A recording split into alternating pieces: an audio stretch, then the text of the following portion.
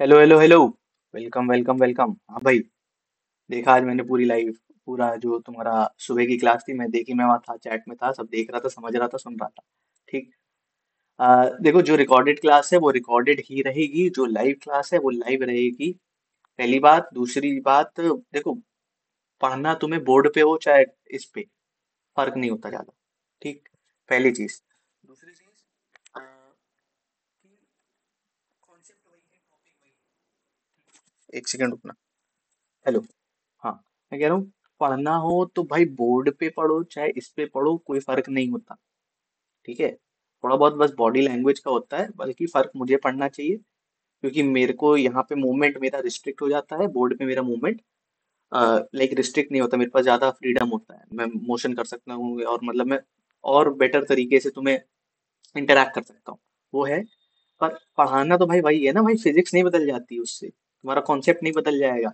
ठीक, डेरिवेशन नहीं बदल जाएगी, डेरिवेशन अभी भी वही है। जब मैं बोर्ड में पढ़ाऊंगा तो भी वही होती है। ठीक, कुछ फर्क नहीं होता है ज्यादा। ठीक, वो बस ये तुमने एक माइंडसेट बना लिया है कि इस पे तो समझ में ही नहीं आना तो नहीं आएगा भाई, तुम कुछ कर लो, नहीं आएगा। ठीक। दूसरी बात, लास्ट वीडियो में हो सकता है ऑडियो बीच में थोड़ी लो हो गई हो। ठीक है, वो माइक का इशू था, आई डोंट नो। बट हाँ, देखो, अब हम वेव ऑप्टिक्स के इंपॉर्टेंट डेरिवेशंस एंड न्यूमेरिकल्स करेंगे। ठीक। और ये रिकैप क्लास है भाई। अगर तुम्हें डेप्थ में पढ़ना हो तो भाई जाहिर सी बात है वन शॉट देखो, पर रिकैप में तुम्हें थोड़ा बहुत प्रायर नॉलेज होनी चाहिए। ठीक, तो रिकैप को रिकैप की तरह लो। ठीक। हालांकि तब भी मैं कोशिश करता हूँ कि पूरा बेसिक से समझाऊं, पर ठीक है। अब आगे देखते हैं। हाँ, शुरू करते हैं इसको। वेव ऑप्टिक्स समझना क्या है। ठीक। ये सब मैं डिटेल में नहीं जाऊंगा। कि पहले ये था कि माना जाता था कि जो लाइट है it has a particle nature. पहले लाइट का पार्टिकल नेचर माना जाता था, न्यूटन्स कॉर्पस्कुलर थ्योरी होती थी, उसमें बिलीव होता था कि लाइट को एज अ पार्टिकल नेचर हम समझते थे, रे नेचर। बाद में Huygens wave theory I, and wave theory stated that light travels in the form of waves of very small wavelength. Light wavelength के फॉर्म, मतलब वेव के फॉर्म में ट्रैवल करती है। हाइजेंस वेव थ्योरी यही थी। और हाइजेंस वेव थ्योरी ने law of reflection, law of refraction, interference, diffraction जैसे जो फिनोमिना हैं उनको एक्सप्लेन किया। ठीक।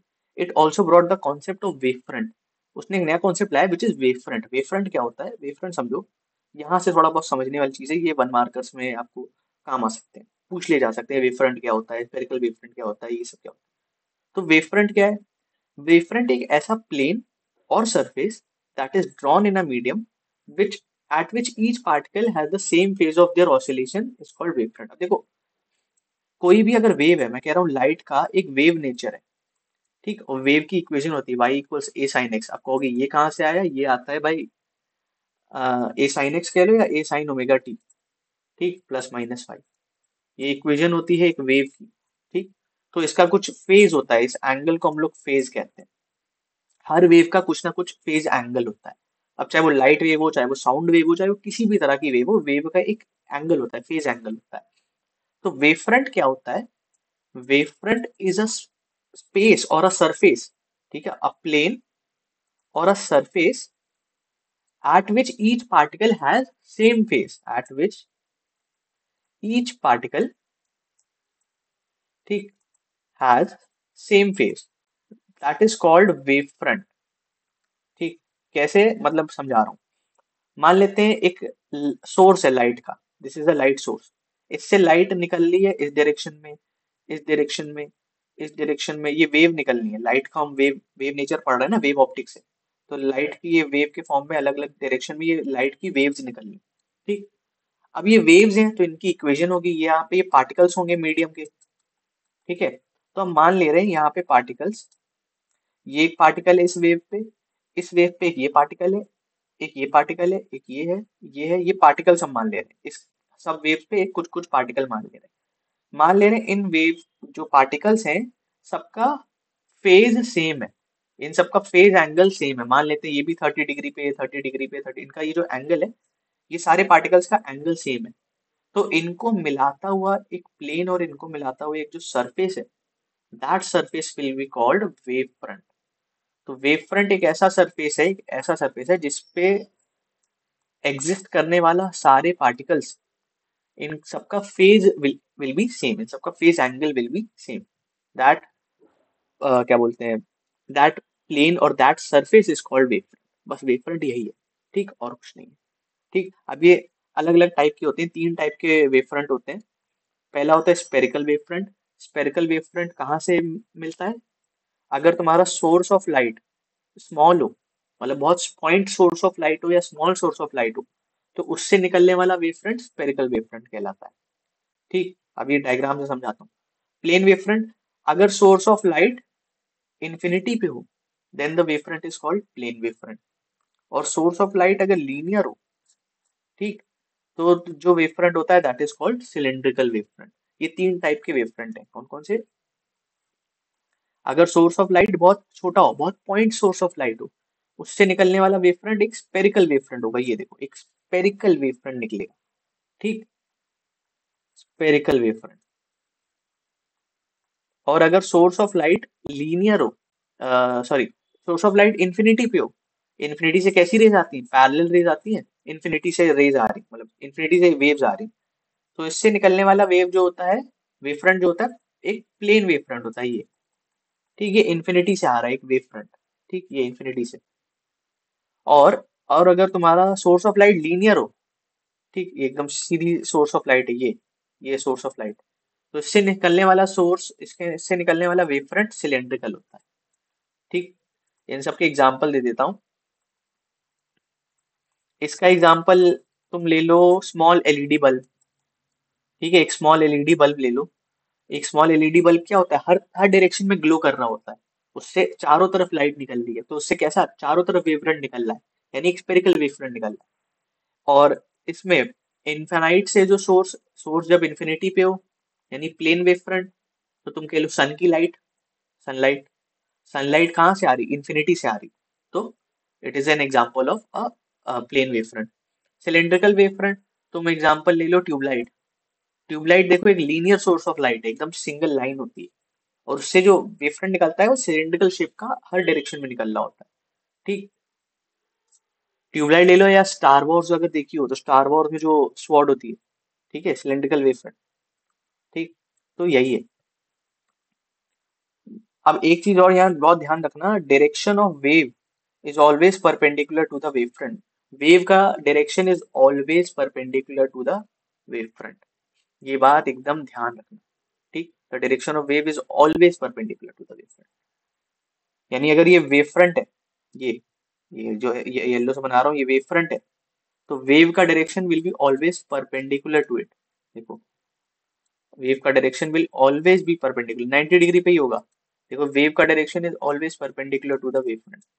यहाँ से भी देखो, वेव का direction is always perpendicular to the wave front. ठीक है, तो ये याद रखना, वेव का डायरेक्शन, जो ये वेव चल रही, और इसका जो वेव फ्रंट है, ये हमेशा परपेंडिकुलर रहेंगे 90 डिग्री। ठीक, ये वेव फ्रंट। ठीक, आगे देखो, हाइजेंस वेव थ्योरी, ये पूछ लिया जाता है कभी कभी 3 मार्क्स में। ठीक, 3 मार्कर में पूछा जाने वाला बहुत कॉमन क्वेश्चन है। ठीक, पहला, कि इसमें पहला पोस्टुलेट है, every particle of the medium act as a source for secondary disturbances. मतलब वेव फ्रंट पे एग्जिस्ट करने वाला पार्टिकल, सारे पार्टिकल्स वेव फ्रंट पे एग्जिस्ट करने वाले सारे particle, they act as secondary source, act as secondary source की तरह एक्ट करते हैं। मतलब ये प्राइमरी सोर्स है जिससे ये वेव फ्रंट निकला। ठीक, उस पे एग्जिस्ट करने वाले ये particles, they will act as secondary source. ठीक, जिनको हम सेकेंडरी वेवलेट भी कहेंगे, इनको हम सेकेंडरी वेवलेट्स भी कहेंगे। ठीक, फिर speed of secondary wavelet is same as the speed of primary wave in same medium. मतलब इन सेकेंडरी वेवलेट्स की जो स्पीड है, ठीक, ये सेकेंडरी वेवलेट्स ये जो है, रुक जाओ, ये जो पार्टिकल्स हैं, ये सेकेंडरी सोर्स की तरह एक्ट करते हैं, और ये जो सेकेंडरी सोर्स हैं, ये क्या निकालते हैं? सेकेंडरी वेवलेट्स निकालते हैं। ठीक है, सेकेंडरी वेवलेट्स ये है, these are called secondary wavelets. Secondary wavelets क्या होती है? बस छोटी सी डिस्टर्बेंस हो गई, समझ रहे हो, एक वेव फ्रंट है, इस पे ये पार्टिकल है, ये पार्टिकल अपने एरिया में एक छोटी सी डिस्टरबेंस क्रिएट कर रहा है, that is called secondary wavelet. ठीक है, ये वेवलेट क्या है? सेकेंडरी वेवलेट मतलब एक छोटा सा डिस्टर्बेंस है एक पार्टिकल का, ठीक है, जो पार्टिकल वेव फ्रंट पे है, ठीक। तो ये सेकेंडरी वेवलेट वेवलेट कहलाती है। तो वेव फ्रंट पे एग्जिस्ट करने वाला हर पार्टिकल सेकेंडरी वेवलेट एमिट कर सकता है, ठीक। ये बात है, यही बात पहली बात कही गई है वेव थ्योरी में। सेकंड चीज ये कही गई है कि the speed of secondary wavelet, ये जो सेकेंडरी वेवलेट की स्पीड है, इसकी किसी कोई वेलोसिटी होगी v, ये सेम है प्राइमरी वेव की स्पीड से। जो प्राइमरी वेव जो ये तुम्हारा सोर्स है, इसकी जो स्पीड है ये, इसकी और सेकेंडरी वेवलेट की स्पीड सेम रहेगी। कहाँ पे? सेम मीडियम है, जब मीडियम सेम रहेगा तो दोनों की स्पीड विल बी सेम। फिर थर्ड है tangent और surface passing through all the secondary wavelet represents a new wave front. तो इसको समझाता हूँ थोड़ा सा, देखो, समझो इसको, कि जैसे ये एक सोर्स है, इस सोर्स से एक वेव फ्रंट निकल रहा, ये एक वेव फ्रंट है, ठीक, जो कि इस सोर्स से निकल रहा है। हालांकि वेव फ्रंट बहुत बड़ा सा होगा, मैंने एक इसका बहुत छोटा सा पोर्शन बनाया, ठीक। तो ये एक वेव फ्रंट है, इस वेव फ्रंट पे ये पार्टिकल्स है, ठीक। तो अब पहले वेव थ्योरी के फर्स्ट पॉइंट के according every particle of the medium act as a secondary source of secondary disturbance. मतलब हर पार्टिकल अपने एरिया में या अपने थोड़े से एक रेंज में सेकेंडरी डिस्टर्बेंस क्रिएट कर सकता है, यानी ठीक, ये ये सेकेंडरी डिस्टर्बेंस कहलाती है सेकेंडरी वेवलेट। यानी हर पार्टिकल वेव फ्रंट में सेकेंडरी वेवलेट क्रिएट कर सकता है। वेवलेट मतलब छोटी सी डिस्टर्बेंस, वेव वेव नहीं है ये एक वेव का बहुत छोटा सा कंपोनेंट है, ऐसा समझो। The speed of secondary wavelet is same as the speed of primary wave. तो दोनों की स्पीड सेम है, मीडियम हम चेंज नहीं कर रहे हैं, तो यहाँ पे स्पीड का कोई इशू नहीं आएगा। स्पीड चेंज तभी होती है जब हम मीडियम चेंज करते हैं। द टेंजेंट और surface passing through the secondary wavelets represents a new wavefront. अगर मैं इन्हीं वेवलेट्स के कॉमन टेंजेंट ले लूं, इन्हीं वेवलेट से पास होता हुआ एक कॉमन टेंजेंट ले लूं, then this common tangent is called secondary wave front. ये सेकेंडरी वेव फ्रंट, नया वेव फ्रंट कहाँ बनेगा ये बताता है, ठीक। ये सेकेंडरी वेव फ्रंट बनाता है। यही तीन पोस्टुलेट हैं तुम्हारे हाइजेंस वेव थ्योरी के। हालांकि हाइजेंस की प्रोनाउंसिएशन अलग होती है, बट हाँ, हाइजेंस पढ़ते आते तो हाइजेंस ही पढ़ो, ठीक। अब ये क्वेश्चन बहुत बार आता है, ये तुम्हारे स्पेसिमेन में भी आया हुआ है कि proof of law of reflection and law of refraction using wave theory. ये proof of law of reflection using wave theory, ये आया है बहुत बार। तो पहले डायग्राम समझ लो, डायग्राम समझ लो, बाकी डेरिवेशन तो इजी है। डायग्राम समझते हैं क्या हो रहा है यहाँ पे। कि यहाँ पे एक रिफ्लेक्शन है, हमें लॉ ऑफ रिफ्लेक्शन प्रूव करना है। लॉ ऑफ रिफ्लेक्शन क्या होता था? Angle I equals angle R, angle of incidence equals angle of reflection prove करना है। तो कैसे होगा देख लो, ये इंसिडेंट रेज आ रही, ठीक, इन्फिनिटी से आ रही, ये रे ए है, ये रे बी है, इन्फिनिटी से आ रही, तो इनका वेव फ्रंट क्या होगा? पैरेलल प्लेन वेव फ्रंट बनेगा, ठीक। इन्फिनिटी से आने वाली रेज का जो वेव फ्रंट है, ये एक प्लेन वेव फ्रंट बनेगा। तो इनका एक ये वेव फ्रंट बन गया प्लेन वेव फ्रंट। इसको थोड़ा सा बोल्ड बनाते हैं। इस वेव फ्रंट का नाम दे दिया हमने ए बी, ठीक। This is the plane wave front, ठीक। अब यहाँ पे हमने दो पार्टिकल कंसिडर कर लिए, particle A, particle B. Particle A से निकली होगी सेकेंडरी वेवलेट, पार्टिकल बी से निकली होगी सेकेंडरी वेवलेट, ठीक है।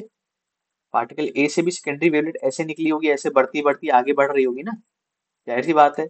और पार्टिकल बी से भी सेकेंडरी वेवलेट अगर निकल ली होगी तो यहाँ निकली, थोड़ी देर बाद और आगे बढ़ी, थोड़ी देर बाद और आगे बढ़ी, थोड़ी देर बाद और आगे बढ़ी, ठीक है। अगर ये वेवलेट वाला कॉन्सेप्ट नहीं समझ में आ रही आगे कैसे बढ़ रही, तो इसको इमेजिन कर सकते हो like ripples in a water. पानी में अगर पत्थर मारो तो ऐसे रिपल्स होते हैं ना फॉर्म, तो वही तो है वेव फ्रंट या वेवलेट भी, तो ऐसे ही ग्रो करती है। पहले एक छोटा सा आएगा, फिर और आगे ग्रो करेगा, ऐसे करते करते वो ग्रो करेगी, ठीक। नहीं तो मैंने वन शॉट वाले में देखो जाके, मैंने पूरा एक हैरी पॉटर वाला एक वीडियो दिखा के बताया हुआ है, ठीक। तो ये सेकेंडरी वेवलेट बी से निकलती हुई ये आगे पहुंच रही है, ठीक। ठीक है, अभी हम मान लेते हैं टाइम जीरो है, मतलब हमारा टाइम जो है हम मान लेते हैं जीरो है। अभी अभी यहाँ 0 सेकेंड है, क्लॉक स्टॉप वॉच नहीं चालू करी हमने। तो अब क्या होता है, ए से निकलने वाली वेवलेट हम मान लेते हैं 5 सेकंड बाद या टी टाइम बाद, आफ्टर टी सेकेंड, यहाँ मान लेते हैं, ठीक। या फिर हाँ, यहाँ मान लेते हैं। ठीक, after T seconds, T seconds बाद, टी सेकंड बाद ए से निकलने वाली वेवलेट पहुंच गई यहां तक, ऐसे हो रही थी। ए से निकलने वाली वेवलेट ऐसे आई, ऐसे आई, ऐसे आई, और टी सेकंड बाद ये इधर पहुंच गई। ठीक, तो इसको बहुत छोटा सा पोर्शन बनाऊंगा, यहाँ आई, यहाँ आई, यहाँ आई, और टी सेकंड बाद यहाँ पहुंच गई। ये ए से निकलने वाली वेवलेट है। ठीक, बाकी क्लियर कर दे रहा हूँ। हाँ, ठीक। और बी से निकलने वाली वेवलेट यहाँ पहुंच गई। ठीक, समझो, यहाँ, ऐसे। तो आफ्टर टी सेकेंड्स बी से निकलने वाली वेवलेट यहाँ कहीं पहुंच गई। ठीक, ये ए से निकलने वाली वेवलेट है, और ये बी से निकलने वाली वेवलेट है। ये बहुत छोटा सा पोर्शन नया है वेवलेट का। वेवलेट एक्चुअली में ये इतनी बड़ी हो गई होगी। ठीक, ठीक है। तो ये सेकेंडरी वेवलेट है। दोनों टी सेकेंड्स बाद अपनी अपनी पोजीशन से पहुंच गए। टी सेकेंड बाद बी से निकली हुई वेवलेट यहाँ पे पहुंच गई, ए से निकली हुई वेवलेट यहाँ पहुंच गई। अब कॉमन टैंजेंट लेंगे तो हमें एक नया वेव फ्रंट मिल जाएगा। तो हमने क्या किया, इनसे एक कॉमन टैंजेंट लिया। ये दोनों से पास होता हुआ एक कॉमन टैंजेंट, ये। तो ये जो कॉमन टैंजेंट है, ये कॉमन टैंजेंट हमें देगा नए वेव का नया वेव फ्रंट देगा। ये रहा। ठीक, this is the new wave front. ये कॉमन टेंजेंट क्या दे रहा है, न्यू वेव फ्रंट। और इसको अगर आगे प्रोड्यूस करो, ये ऐसे जाएगी। ठीक, हाँ, ठीक। और ये देखो, ये आया न्यू वेव फ्रंट। ठीक, ये नया वेव फ्रंट आ गया। अब तुम्हें पता है वेव फ्रंट और वेव का डायरेक्शन इज ऑलवेज परपेंडिकुलर, अभी बताया था कुछ देर पहले। Direction of wave is always perpendicular to the wave front. तो यानी ये वेव फ्रंट, यहाँ से जो निकलने वाली वेव होगी बी, ठीक, और यहाँ से निकलने वाली जो वेव होगी A, they both will be perpendicular. ये, ठीक। ये वेव ए, देखो ये 90 डिग्री बना रही। ठीक है, वेव और इसका बीच का एंगल 90 डिग्री। अब देखो तुम्हें क्या करना है, यहाँ पे ये डायग्राम बन गया। अब ये पॉइंट ले लो सी, पॉइंट ले लो सी, ये पॉइंट ले लो डी ले लो, या फिर ये पॉइंट सी ले लेते हैं। जैसा डायग्राम बना है वही सेम ले लेते हैं तो ज्यादा सही रहेगा। हाँ, ठीक है, ये पॉइंट ले लेते हैं डी। ठीक, ये पॉइंट ले लिया हमने डी। ठीक है। अब देखो यहाँ पे कुछ कुछ चीजें, और ये डायग्राम हो गया। ये फर्स्ट वेव फ्रंट है A B, A B primary wave front. और यहाँ पे जो सी डी आया, ये C D, C D is the secondary wave front. ठीक, ठीक। और ये कितने सेकंड बाद ये वेवलेट पहुंची थी, टी सेकंड बाद पहुंची थी। ठीक, ठीक है। अब देखो ये इंसिडेंट रे और ये नॉर्मल। ठीक है, नॉर्मल बना रहा हूँ। तो angle between incident ray and normal is angle of incidence. Angle between ये refracted ray and normal is angle of refraction. ठीक, इतनी क्लियर होगी बात। अब ये एंगल आई है, तो ये एंगल भी आई होता है। अब ये बहुत लोगों को अभी सर के ऊपर गया होगा, कंफर्म बोल रहा हूँ कि ये एंगल आई है, तो ये एंगल आई कैसे आया, एक बार बता दे रहा हूँ, समझना। ठीक, ये एंगल आई है। ठीक, ये एंगल आई है, तो ये पूरा 90, और ये बचा हुआ 90 माइनस आई। ठीक, तो ये पूरा 90 माइनस आई, और ये एंगल देखो यहाँ पे गौर करना, ये एंगल 90, ये 90 माइनस आई, तो ये बचा हुआ एंगल आई। ठीक है, इसको थोड़ा ध्यान से समझना, समझ में आएगा। समझना, ये ऐसे है, ये एंगल आई। ठीक, ये एंगल, ये पूरा 90, ये बचा हुआ एंगल 90 माइनस आई, ये यहाँ तक है ये। ठीक, अब देखो ये नॉर्मल और ये सरफेस, तो ये पूरा 90, समझना, ये पूरा 90, ये 90 माइनस आई, तो ये क्या बचा, आई। ठीक, तो ऐसे आता है। और ऐसे ही ये वाला पोर्शन ये आर है, तो ये वाला एंगल भी आर होगा। ठीक, अब तुम्हें यहाँ पे ट्राइंगल्स कंसिडर करने हैं। सबसे पहले देख लो डायग्राम में, ये डायग्राम कंप्लीट हो गया। यहाँ पे तुमने बना दिया डायग्राम तो तुम्हें नंबर मिल जाएंगे। ठीक। अब यहाँ पे तुम थोड़ी चीजें लिख दोगे। Let the distance covered by wavelet A, distance covered by wavelet from A, wavelet from A, A से निकली हुई वेवलेट कितना डिस्टेंस कवर कर रही in time T, T time में कितना डिस्टेंस कवर कर रही, एसी यहां से यहां तक जा रही। ठीक। तो AC and distance covered by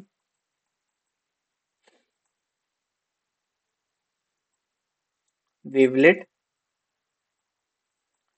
from B, और बी से निकली हुई वेवलेट कितना डिस्टेंस कवर कर रही टाइम टी में, सेम टाइम में,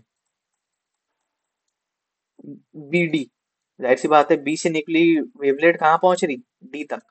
ठीक। तो इसने कितना डिस्टेंस कवर किया, बी डी। दूसरी चीज, स्पीड क्या है, स्पीड ऑफ लाइट v, हमने स्पीड ऑफ लाइट यहाँ v मान ली है, मान लेते हैं स्पीड ऑफ लाइट। और जो हमारा टाइम है वो है t। तो डिस्टेंस क्या होता है, स्पीड इंटू टाइम। तो तुम ac निकालोगे तो आएगा स्पीड इंटू टाइम, और bd निकालोगे ये भी आएगा स्पीड इंटू टाइम। तो यहाँ से एक बात समझ में आ गई, AC और BD क्या आ रहे हैं, इक्वल आ रहे हैं, क्योंकि दोनों में स्पीड भी सेम है, टाइम भी सेम है, तो जाहिर सी बात है डिस्टेंस भी तो सेम ही होगा। दो गाड़ी है, दो गाड़ी तुम्हारी 10 किलोमीटर पर आवर से चल रही, दोनों 5 घंटे चली, तो दोनों का डिस्टेंस भी तो सेम ही ट्रैवल होगा। तो AC इक्वल्स BD, ये यहाँ पे ध्यान रखना, इसको इक्वेशन 1 मान लो। ठीक। अब करो triangle consider. In triangle ABD, ठीक, और ट्राइंगल ABD और ACD, इन दोनों को कॉन्ग्रेंट प्रूव कराते हैं। ठीक है। ट्राइंगल ABD और ट्राइंगल ACD, इन दोनों को कॉन्ग्रेंट प्रूव कराना है, तभी तुम एंगल I और R को इक्वल प्रूव करा दोगे। दो ट्राइंगल कौन से, ABD और ACD, देख लो। ABD ये ट्राइंगल है, ABD, इसमें ये एंगल I है, ये एंगल 90 है। पूछोगे 90 कैसे, भाई वेव फ्रंट और वेव के बीच का एंगल इज ऑलवेज 90 डिग्री। ठीक। तो ये वेव, ये हो गया। अब ACD, ACD ये एंगल R है, ये एंगल 90 है। ठीक। तो अब इसको हम करते हैं, तो यहाँ पे angle ABD equals angle ACD, देखो दोनों 90 डिग्री है, पहली चीज। दूसरा यहाँ पे AD कॉमन है, दोनों में, दोनों में AD कॉमन है, AD इक्वल्स AD, ये दोनों ट्राइंगल्स में कॉमन चीज है। तीसरी चीज, हमने AC और BD को इक्वल प्रूफ किया, अभी हमने कुछ देर पहले AC और BD को इक्वल प्रूफ किया। AC इक्वल्स BD, यहाँ पे AC equals BD from equation 1।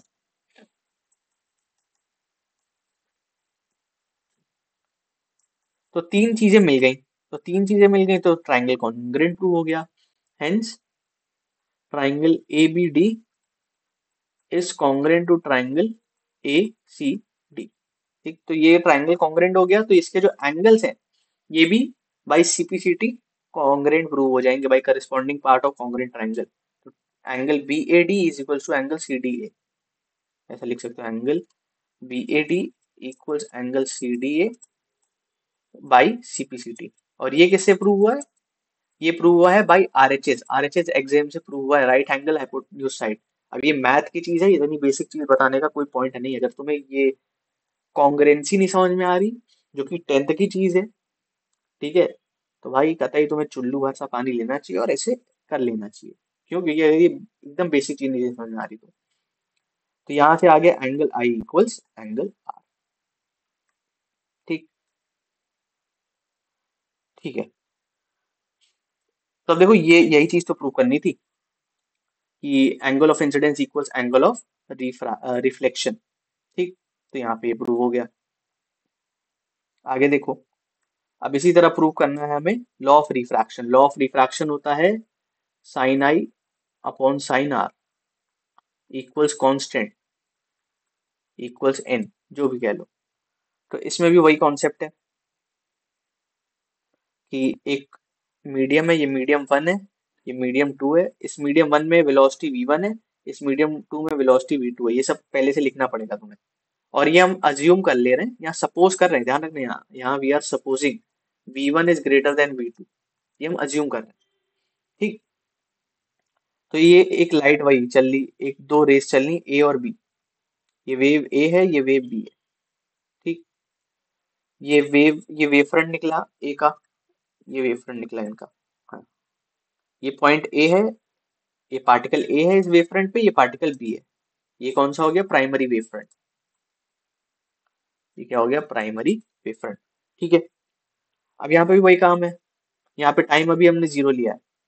कुछ टाइम बाद लाइट, ये जो पॉइंट ए और पॉइंट बी है, इनसे क्या निकलेगी? वेवलेट निकलेगी। तो ये वेवलेट आगे की तरफ जाएगी, ग्रो करेगी, है ना? या बी से निकलनी हुई वेवलेट भी आगे की तरफ जाएगी, ग्रो करेगी। ठीक, तो हमें वही करना है। तो आफ्टर टी सेकेंड्स, ठीक, एक सेकेंड, हाँ, आफ्टर टी सेकेंड्स ए से निकली हुई वेवलेट कहाँ पहुंचेगी? बी से निकली हुई वेवलेट कहाँ पहुंचेगी? हम मान लेते हैं after T seconds, T seconds बाद ए से निकली हुई वेवलेट पहुंच गई, यहां से निकली, यहाँ गई, यहाँ गई, यहाँ पहुंच गई। ठीक, और बी से निकली हुई वेवलेट यहाँ पहुंच गई। ठीक, अब भाई से बात है, भाई यार ये वेवलेट इतनी बड़ी होगी, पर हम बहुत छोटा सा पोर्शन कंसिडर कर रहे हैं, ये वेवलेट बहुत बड़ी होगी, हम बहुत छोटा सा पोर्शन कंसिडर कर रहे हैं इसका। ठीक, तो बी से निकली हुई वेवलेट यहाँ पहुंची और ए से निकली वेवलेट यहाँ पहुंची आफ्टर टी सेकेंड्स। ठीक, तो बस हम यहाँ से अब एक इनसे पास होता हुआ कॉमन टेंजेंट बना लेंगे, जो कि एक नया वेव फ्रंट होगा। सेम काम हम इसमें कर रहे थे, इनसे पास होता हुआ हमने बना लिया एक कॉमन टेंजेंट। ठीक, ये बन गया ऐसे। रुको, इसको थोड़ा सही से बनाते हैं। ये ए से निकला हुआ वेव फ्रंट यहाँ पहुंचा, टी सेकंड बाद यहाँ पहुंच गया। ठीक, तो इनसे पास होता हुआ बना लो एक कॉमन टेंजेंट। ठीक, ये कॉमन टेंजेंट बना लिया हमने इनसे पास होता हुआ। ठीक, इसको आगे हमने एक्सटेंड करा तो यहाँ पहुंची।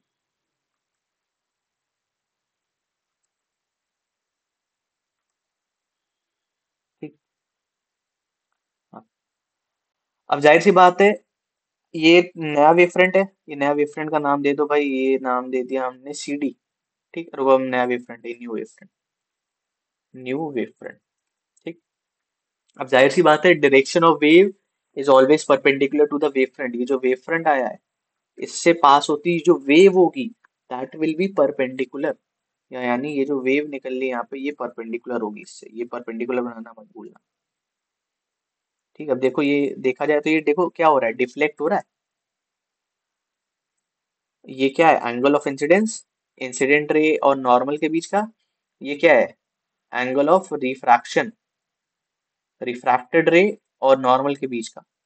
ठीक, ये पॉइंट हमने ले लिया सी, ये पॉइंट ले लिया हमने डी। ठीक, तो अब जाहिर सी बात है, ये वाला एंगल आई हो जाएगा, ये वाला एंगल आर हो जाएगा। अब तुम्हें वही प्रूव करना है, साइन आई अपॉन साइन आर। ये एंगल 90 डिग्री और ये एंगल भी 90 डिग्री। ये 90 डिग्री क्यों होगा? क्योंकि angle between wave front and wave is always perpendicular. तो ये जो वेव है और ये जो वेव फ्रंट है सी डी, ठीक, यहाँ फिर से लिख दे रहा हूँ, A B is the primary wave front and C D is the secondary wave front. इसे इंसिडेंट और reflected wave, refracted wave front भी कहते हैं, सेकेंडरी वेव फ्रंट। ठीक, तो ये है। ठीक, ये डायग्राम हो गया, ये एंगल आई है, ये एंगल आर है। ये सारी नेमिंग हो गई, ए बी सी डी, ये सारे डायरेक्शंस हो गए, ये सारे एंगल्स हो गए। ठीक, यहाँ पे v1 की वेलोसिटी ज्यादा है v2 से, हम मान ले रहे हैं ये मीडियम रेयरर है। सपोज कर रहे हैं, तुम उल्टा भी सपोज कर सकते हो, कोई दिक्कत नहीं। ये मीडियम डेंसर हम सपोज कर रहे हैं बस, और कुछ नहीं। ठीक, अब देखो, ये नहीं, अब डेरिवेशन देखो क्या है। यही सब चीजें यहाँ लिखी हुई, ये सब चीजें यहाँ बताई हुई हैं। तो यहाँ पे तुम स्पीड निकाल लो, डिस्टेंस निकाल लो। डिस्टेंस निकालेंगे, या रुको, ए भी निकाल लेंगे।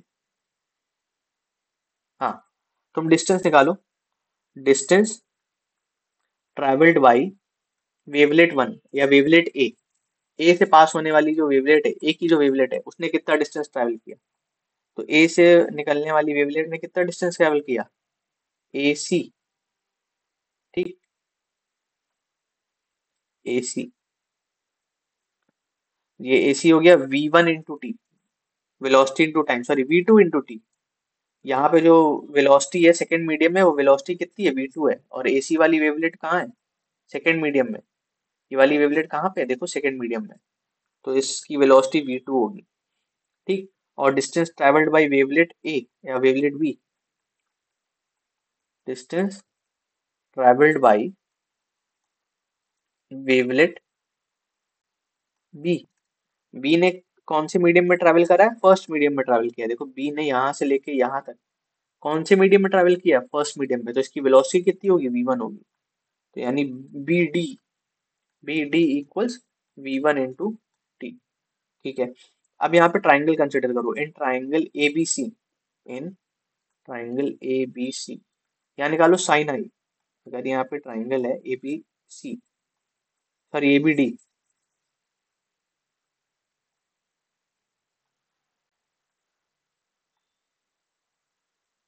तो यहाँ पे साइन आई निकालो।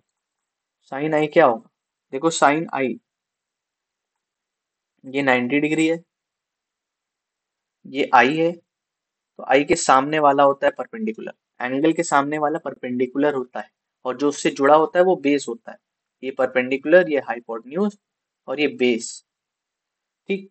तो यहाँ पे ये परपेंडिकुलर अपॉन हाइपोटेन्यूज करोगे, यानी B D upon A D, B D upon A D. ठीक। अब साइन आर निकालो, in triangle A C D, sine R which is again perpendicular upon hypotenuse. तो आर ये एंगल है, इसके सामने वाला परपेंडिकुलर, और ये हाइपोटेन्यूज। ये हो जाएगा A C upon A D, A C upon A T. ठीक। तो यहाँ से निकाल लो स्नेल्स लॉ, साइन आई अपॉन साइन आर कर लो। इक्वेशन वन इसको ले लो, इक्वेशन टू ले लो, इक्वेशन वन और टू को डिवाइड कर दो, डिवाइड 1/2। तो यानी आ जाएगा sine I upon sine are equals, अब right hand side, left right hand side पे जो था उसको कर लो b D upon A D, A C upon A D, B D upon A D, A C upon A D. ठीक, a D से A D cancel हो जाएगा, ये आ जाएगा बी डी अपॉन ए सी। और बी डी और ए सी की वैल्यू तुमने क्वेश्चन से उठा ली है, मतलब तुमने इससे पहले लिख ली है। बी डी और ए सी की वैल्यू क्या है? बी डी है v1 × t, बी ए सी है v2 × t।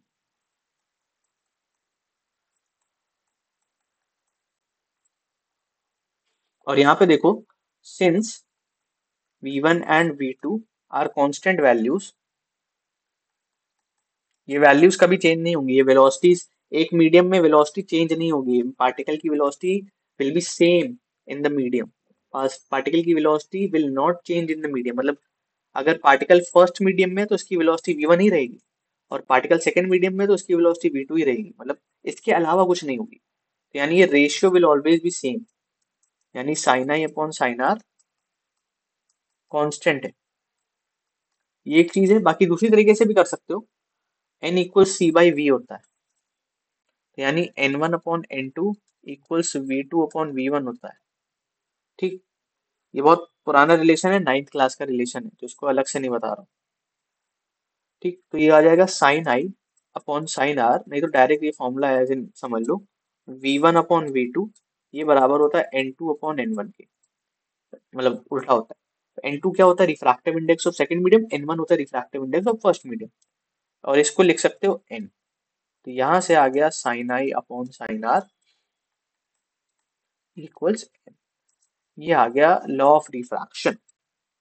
तो मेरे ख्याल से यहाँ तक समझ में आया होगा। ठीक है। अब आगे देखो, आगे है तुम्हारा इंटरफेरेंस ऑफ लाइट। अब देखो, इंटरफेरेंस ऑफ लाइट से पहले टॉपिक होता है superposition of waves. Superposition of waves का सिंपल मीनिंग है ओवरलैपिंग ऑफ वेव्स। ठीक है। अब वो अलग से एकदम उसमें डेप्थ में जाने का ना मतलब है, ना ही इतना डेप्थ में टॉपिक है। इंटरफेरेंस मेन समझते हैं, इंटरफेरेंस क्या होता है। इतना जितना बताया बस उतना बहुत है। ये तुम्हारा मतलब इम्पोर्टेंट है डेरिवेशन के हिसाब से। ठीक। बाकी न्यूमेरिकल के हिसाब से इंटरफेरेंस और डिफ्रैक्शन से न्यूमेरिकल ज्यादा पूछे जाते हैं। डेरिवेशन देखी जाए तो तुम्हारी ये आती है, ये वाली डेरिवेशंस।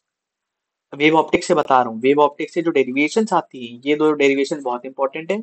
ये वाली proof of law of reflection using wave theory and proof of law of refraction using wave theory.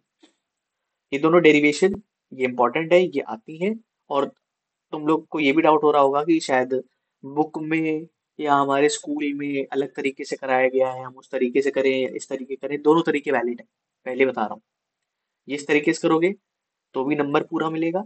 तुम्हारे बुक में जो तरीका है जो स्कूल में कराया गया है उससे करोगे तो भी पूरा नंबर मिलेगा। बोर्ड में दोनों तरीके वैलिड हैं। ठीक। ये जो मैं तरीका तुम्हें बता रहा हूँ, मैं तुम्हें कहीं से अपने एकदम मन से ऐसा कहीं से करके नहीं बता रहा हूँ। ये मतलब समझ लो ये तरीका जो मैंने सीखा है, जो मैंने बुक्स में देखा है, पढ़ा है, जिनसे मैंने पढ़ा है अपने स्कूल टाइम में, तो बोर्ड वाले टीचर से ही पढ़ा हुआ है, बोर्ड वाले टीचर का ही वो है तरीका। जिनने कॉपी चेक करी है उनका ही तरीका है। ठीक है। तो ऐसा मैं तुम्हें जो भी कंटेंट दे रहा हूँ प्रॉपर ऑथराइज्ड कंटेंट है भाई, हम बातें नहीं करता मैं करता हूँ, तो इसलिए कोई वो नहीं है। ठीक। तो ये तरीका एकदम वैलिड है। ठीक, पहले ही बता रहा हूँ, कोई दिक्कत नहीं इसमें, आराम से यूज करो। बाकी तुम्हें उस तरीके से समझ में आता है तो वो तरीका करो, मतलब तुम्हारे ऊपर है। ठीक, कंप्लीटली तुम्हारा चॉइस है। इंटरफेरेंस ऑफ लाइट, इंटरफेरेंस भी एक फिनोमिना होता है। जिस तरह नेचुरल फिनोमिना होते हैं, रिफ्लेक्शन, रिफ्रैक्शन, तो उस तरह इंटरफेरेंस भी एक नेचुरल फिनोमेना है, एग्जिस्ट कर रहा है नेचर में बहुत पहले से। किसी ने वो नहीं किया है, किसी ने इन्वेंट नहीं किया है। ठीक, बहुत पहले से एग्जिस्ट कर रहा है। क्या है interference? When two light waves are superimpose in a medium. Superimpose मतलब ओवरलैप। सुपर इम्पोज का मतलब ये है कि दो वेव्स चल ली, दोनों एक दूसरे पे ओवरलैप कर रही, तो ये होता है सुपर इम्पोजन यानी ओवरलैप, ओवरलैपिंग ऑफ वेव्स। तो light two light waves are superimposed in a medium, then the total intensity with time at some point is maximum, while at another point is minimum. This phenomena is called interference of light. Interference of light क्या होता है कि अगर दो light waves super impose कर गई medium में, ठीक, तो कुछ पॉइंट पे, मतलब यहाँ पे अगर ये पॉइंट ए मान लेते हैं, ये पॉइंट बी मान लेते हैं, ये पॉइंट सी मान लेते हैं, एग्जाम्पल, ये दो लाइट वेव्स हैं, S1 S2। ये लाइट वेव्स अगर ए पॉइंट पे सुपर इम्पोज करती है, ए पॉइंट पे आके ओवरलैप करती है, तो मेरे लिए बहुत इजी लैंग्वेज में बता रहा हूँ। अगर लाइट वेव ए पॉइंट पे आके ओवरलैप करी तो हो सकता है इंटेंसिटी मैक्सिमम हो, एकदम ब्राइट इंटेंसिटी मैक्सिमम, मतलब एकदम ब्राइट स्पॉट आए। अगर मान लेते हैं ये जो लाइट वेव्स हैं ये बी पॉइंट पे आके ओवरलैप करती है, तो हो सकता है इंटेंसिटी मिनिमम हो, यानी मिनिमम इंटेंसिटी है। ठीक है, एकदम डार्क स्पॉट आए। इस पीसी पॉइंट पे आके ओवरलैप करती है अगर मान लो ये लाइट्स, तो हो सकता है मान लो इंटेंसिटी मैक्सिमम आए, यानी ब्राइट स्पॉट। तो ये फिनोमिना ही इंटरफेरेंस कहलाता है। ठीक। एक्चुअल में क्या होता है, एक्चुअल में जो एक्सपेरिमेंट हुए थे, डबल स्लिट एक्सपेरिमेंट वगैरह, उनसे आया था एक कॉन्जिक्यूटिव ब्राइट डार्क का पैटर्न मिलता है, इंटरफेरेंस पैटर्न कहते हैं इसे, इंटरफेरेंस पैटर्न। तो इंटरफेरेंस पैटर्न कैसा होता है, ये एक कॉन्जिक्यूटिव ब्राइट डार्क का पैटर्न होता है। क्या होता है पैटर्न समझ लो। ठीक, ये हम सेंटर मान लेते हैं, तो सेंटर में सबसे ब्राइट,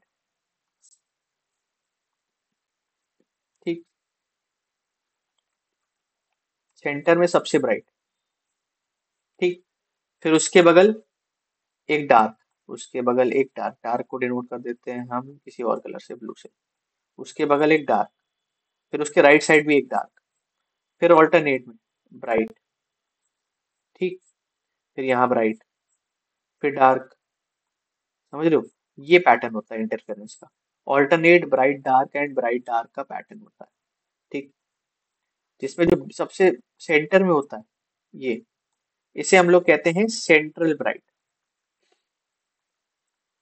ठीक, फिर उसके बाद चाहे इधर कह लो चाहे इधर कह लो, ये इसके बाद, ये एक्स बीच के बाद, इधर कह लो चाहे इधर कह लो, ये कहलाती है फर्स्ट ब्राइट। ठीक, ये कहलाता है सेकंड ब्राइट। ठीक, इसके बाद जो ब्राइट मिलेगी that will be third bright. ठीक है, चाहे इस साइड ले लो चाहे दूसरी साइड ले लो। ठीक। ऐसे ये डार्क में ये जो होती है ये होती है फर्स्ट डार्क, ये दोनों साइड पे। यहाँ पे होती है सेकंड डार्क दोनों साइड पे। ठीक, और यहाँ पे भी जो ये मिलेगी थर्ड डार्क। ठीक। तो ये ऑल्टरनेट जो पैटर्न मिलता है ये इंटरफेरेंस पैटर्न होता है। और ये जो फिनोमिना मिल रहा है, कहीं पे इंटेंसिटी मैक्सिमम मिल रही है, कहीं पे इंटेंसिटी मिनिमम मिल रही है। ठीक, ये मिनिमम इंटेंसिटी, ये मैक्सिमम इंटेंसिटी। तो ये जो फिनोमिना है of splitting up the intensity of light को हम स्प्लिट कर रहे हैं मैक्सिमम और मिनिमम इंटेंसिटीज में। तो ये फिनोमिना कहलाता है interference of light. This phenomena is due to superposition और ओवरलैपिंग ऑफ वेव्स। जो वेव्स चल रही हैं इनकी ओवरलैपिंग की वजह से आपकी ये इंटेंसिटी मैक्सिमम और मिनिमम हो रही है। ठीक है, आगे देखो। अब ये हो गया इंटरफेरेंस ऑफ लाइट। अब there are two types of interference, constructive interference and destructive interference. ये तुमने समझ लिया है। जो ब्राइट लाइट फॉर्म कर रहे हैं उन्हें हम कहते हैं कंस्ट्रक्टिव इंटरफेरेंस। ठीक, मतलब इंटरफेरेंस को दो पार्ट में डिवाइड कर दिया। जो ब्राइट लाइट फॉर्म कर रहे हैं या जो ब्राइट स्पॉट्स बना रहे हैं ये कंस्ट्रक्टिव इंटरफेरेंस होते हैं। ठीक, और जो डार्क जोन बना रहे हैं यानी डार्क स्पॉट बना रहे हैं इन्हें हम डिस्ट्रक्टिव इंटरफेरेंस कहते हैं। बस, और कुछ नहीं है। ठीक, कंस्ट्रक्टिव इंटरफेरेंस और डिस्ट्रक्टिव इंटरफेरेंस वही है। जो ब्राइट लाइट बना रहे हैं वो कंस्ट्रक्टिव इंटरफेरेंस, जो डार्क लाइट बना रहे हैं वो डिस्ट्रक्टिव इंटरफेरेंस, और कुछ नहीं। समझ गए? अब बस ये कंडीशन होती है, इसकी दो चीजें होती हैं, दो चीजें तुम्हें याद करने वाली हैं। अब तुम्हारे पास इतना टाइम नहीं है कि तुमने पाथ डिफरेंस और फेज डिफरेंस अलग से समझना, क्योंकि वो मैं कमेंट्स पढ़ रहा था कि सर स्क्रैच से पढ़ना हो, एकदम स्टार्टिंग से पढ़ना हो, और इसमें नहीं समझ में आ रहा मेरे को, एक दो स्टार्टिंग से पढ़ना है। तो भाई अगर एकदम स्टार्टिंग से ही पढ़ना है, एकदम स्क्रैच से पढ़ना है, तो तुमको पूरा साल पहले सोचना चाहिए था। समझ रहे हो? तुमको चलो पूरा साल पहले भी नहीं, तुमको उससे ये चीज तुमको चलो 2 महीने पहले भी सोचते, जब हम क्रैश कोर्स कर रहे थे तब भी स्टार्ट स्क्रैच से ही पढ़ा रहा था। पर हाँ, अब 6 दिन में तुम्हें थोड़ा बहुत चीजें मगअप करनी पड़ेगी और 90% चीजें समझनी पड़ेगी, क्योंकि तभी हो पाएगा। अब जैसे यहाँ पाथ डिफरेंस और फेज डिफरेंस, ये कंडीशन तुम्हें याद रखनी पड़ेगी भाई। तुम्हारे पास और कोई ऑप्शन नहीं है अगर तुमने पूरे साल नहीं पढ़ा है। पढ़ रखा है तो तुम्हें समझ में आ जाएगा। Bright side bright bright zone की पाथ डिफरेंस और फेज डिफरेंस, ये कंडीशन होती है। ठीक, और डार्क जोन यानी डिस्ट्रक्टिव इंटरफेरेंस की पाथ डिफरेंस और फेज डिफरेंस होता है। ठीक, पाथ डिफरेंस, फेज डिफरेंस को डिनोट किया जाता है फाई से। ठीक, फेज डिफरेंस। ठीक, एक जनरल फॉर्मूला होता है कंस्ट्रक्टिव इंटरफेरेंस के लिए, बताऊंगा। पाथ डिफरेंस का जनरल फॉर्मूला होता है n lambda, where n can be 0, 1, 2, 3 and so on. ठीक, तो ये देख लो पाथ डिफरेंस। तो पाथ डिफरेंस क्या हो सकता है? या तो जीरो हो सकता है, या तो 1 लैम्डा हो सकता है, या तो 2 लैम्डा हो सकता है, या तो 3 लैम्डा हो सकता है एंड सो ऑन। ये पाथ डिफरेंस हो सकता है फॉर ब्राइट जोन। मतलब पाथ डिफरेंस बेसिकली कंडीशन है। ठीक, फेज डिफरेंस, फेज डिफरेंस का जनरल फॉर्मूला होता है 2n-1 lambda, sorry 2n-1, sorry n-1/2। एक सेकेंड, पाथ डिफरेंस, हाँ 2n पाई। ठीक, और कंस्ट्रक्टिव इंटरफेरेंस फेज डिफरेंस होता है 2n पाई, यानी n इक्वल्स वही 0, 1, 2, 3। ठीक, यानी जो एंगल हो सकता है या तो 0 हो सकता है, या तो 2 पाई हो सकता है, या तो 4 पाई हो सकता है, या तो 6 पाई हो सकता है, या तो 8 पाई हो सकता है एंड सो ऑन। ठीक, पाथ डिफरेंस, डिस्ट्रक्टिव इंटरफेरेंस के लिए पाथ डिफरेंस का जनरल फॉर्मूला होता है n-1/2 lambda, where n can be 1, 2, 3 and so on. ठीक, मतलब हो सकता है क्या, λ/2, 3 λ/2, 5 λ/2 एंड सो ऑन। और फेज डिफरेंस के लिए जनरल फॉर्मूला होता है 2n-1 pi, n equals 1, 2, 3, 4 and so on, which is pi, 4 pi, sorry pi, 3 pi, 5 pi, 7 pi and so on. अभी थोड़ा सा समझाऊंगा आगे इंटरफेरेंस पैटर्न फिर से, तो आएगा समझ में। ठीक, बता रहा हूँ। इंटरफेरेंस पैटर्न भी बताता हूँ। ये जो पाथ डिफरेंस है, मतलब पाथ डिफरेंस क्या हो सकता है, बेसिकली जो लाइट ट्रैवल कर रही है, जो ओवरलैप कर रही है, उनके पाथ में कितना डिफरेंस है। फेज डिफरेंस, फेज डिफरेंस जैसे ये लाइट है, फर्स्ट लाइट है ये y1, और y2 ये सेकंड लाइट है, ठीक। y1 इक्वेशन होगी a sine omega t plus minus phi one, ऐसा समझो।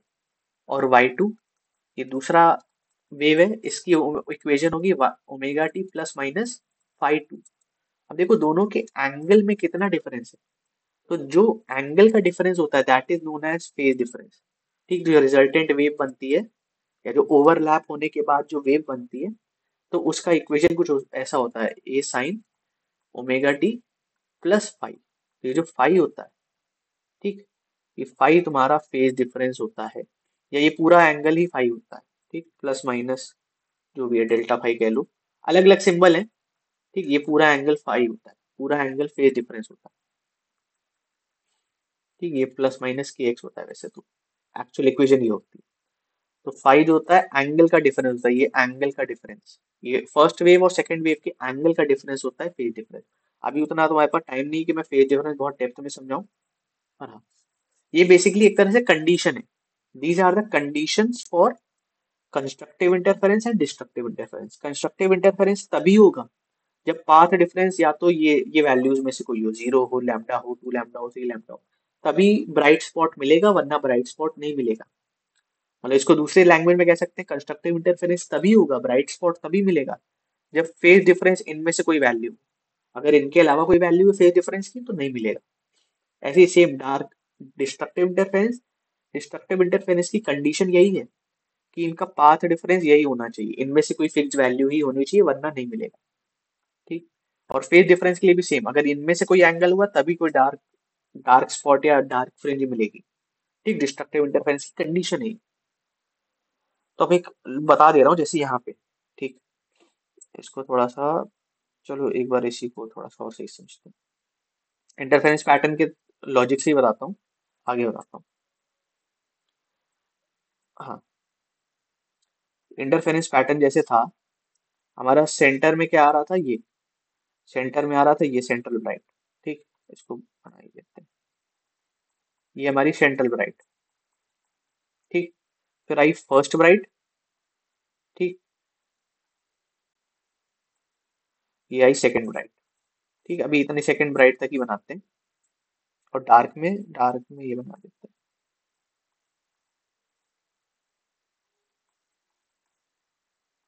ठीक। ये डार्क, ये पैटर्न है इंटरफेरेंस का। तो ये सेंट्रल ब्राइट,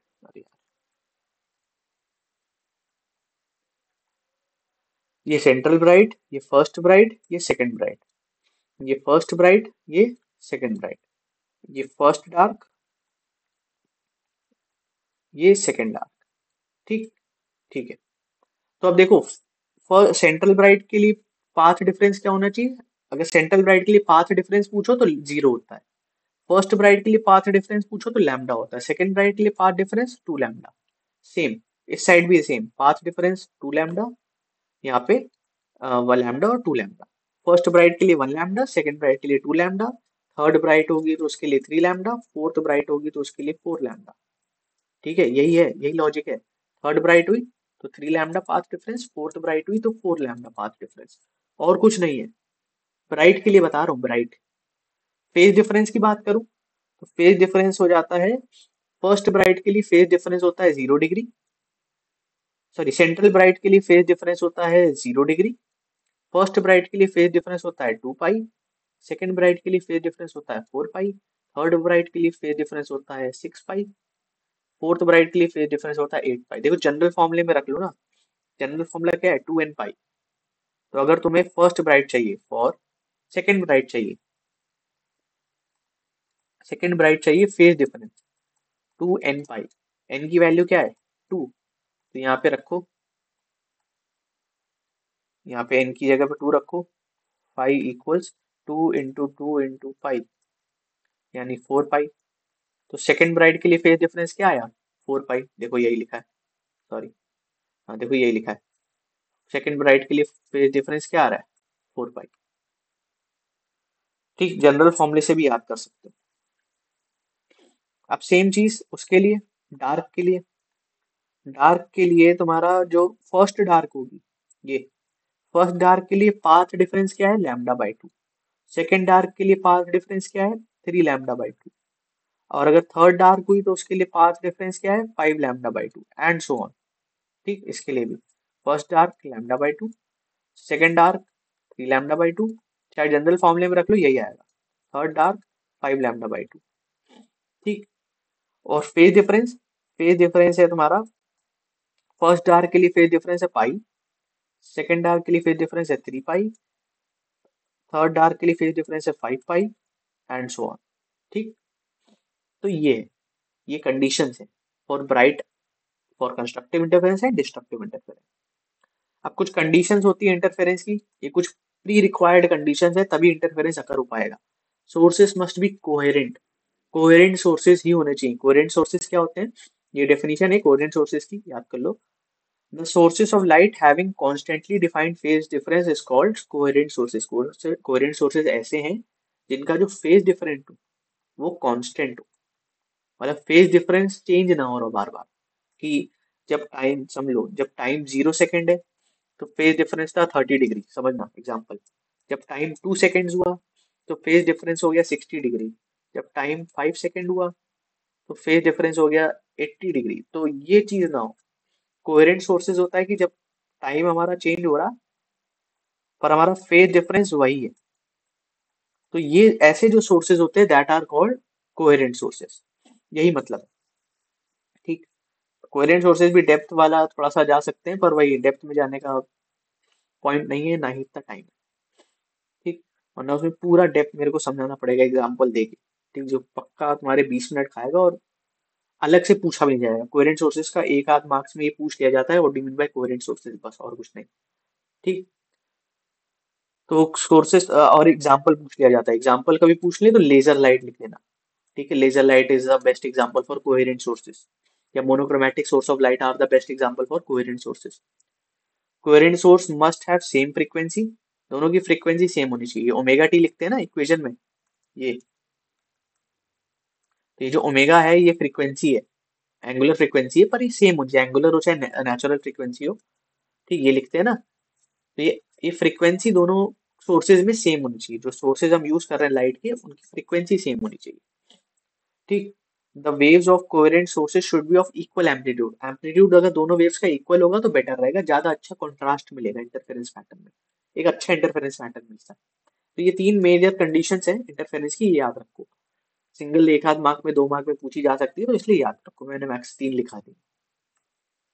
अब Young's double slit experiment, Young's double slit experiment क्या है, इसकी देखो डेरिवेशन, डेरिवेशन में नहीं जाएंगे हम।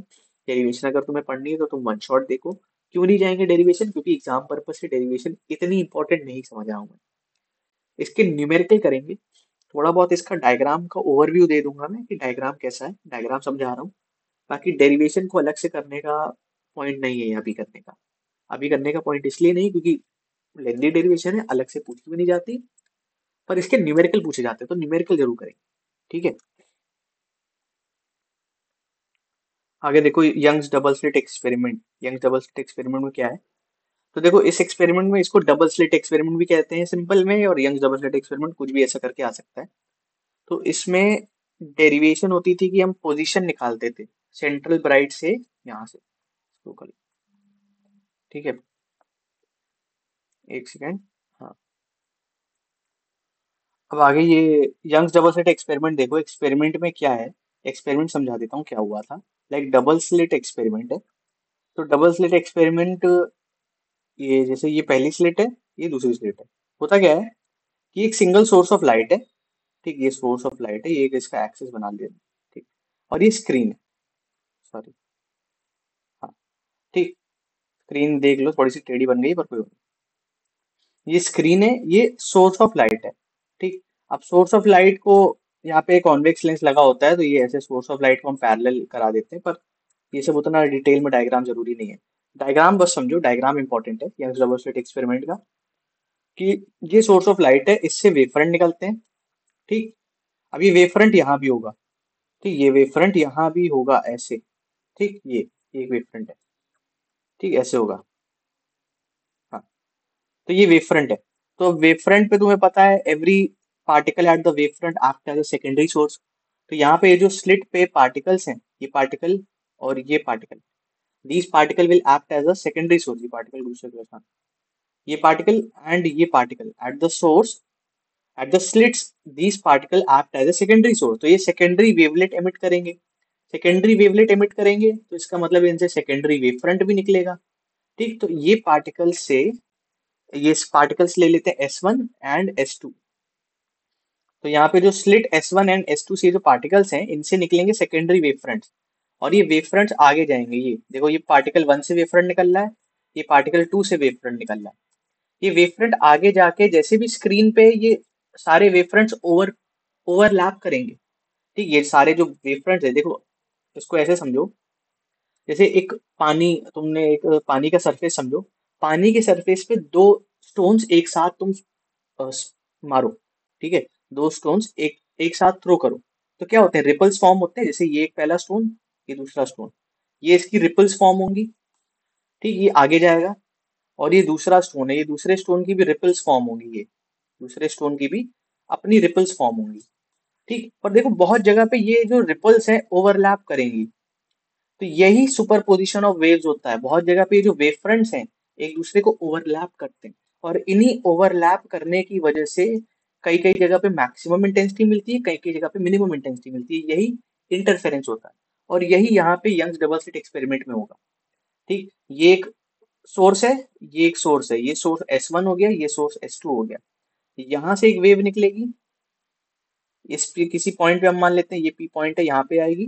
यहाँ से एक वेव निकलेगी, ये भी मान लेते हैं इस P पॉइंट पे यहाँ पे ओवरलैप करती है।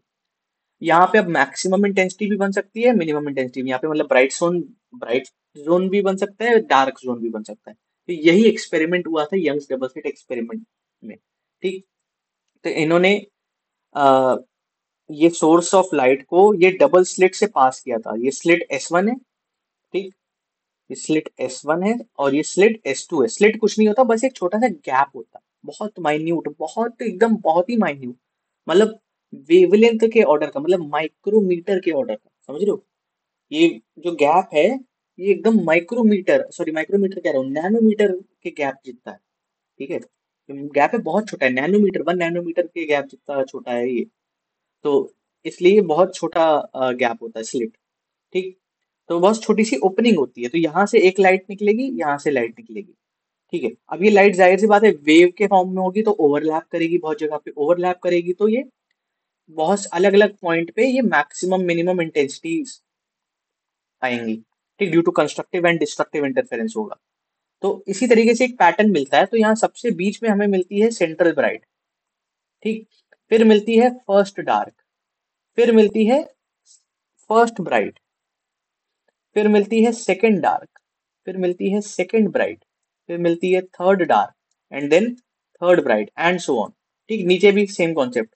फर्स्ट ब्राइट, देखो सेंट्रल ब्राइट के बाद हमें मिलेगी डार्क, सेंट्रल ब्राइट के बाद हमें मिलेगी फर्स्ट डार्क, फिर डार्क के बाद मिलेगी फर्स्ट ब्राइट, फिर ब्राइट के बाद वापस सेकंड डार्क।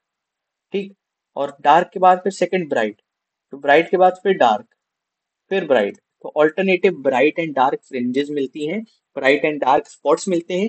इसी एक्सपेरिमेंट को हम बोलते हैं यंग्स डबल स्लिट एक्सपेरिमेंट। ठीक, और ये डायग्राम हमने बनाया है, जो ये डायग्राम यहाँ बना है, ये बना है किसी पी पॉइंट के लिए, जनरल किसी पॉइंट के लिए, कि दो, ये मतलब डेरिवेशन में हमने निकाला था। ठीक है, डेरिवेशन अगर तुम्हें देखनी हो तो वन शॉट में देख सकते हो। एज सच डेरिवेशन इसकी कोई बहुत ज्यादा सिग्निफिकेंट नहीं है। मतलब देखना चाहो तो एक बार देख लेना, बट इतनी कोई इससे, इसके न्यूमेरिकल बहुत इंपॉर्टेंट है, इसके न्यूमेरिकल कराऊंगा। ठीक, ये हुआ क्या था, इनने एक लाइट यहाँ से निकाली। ठीक, ये इसको हटा दे। हाँ,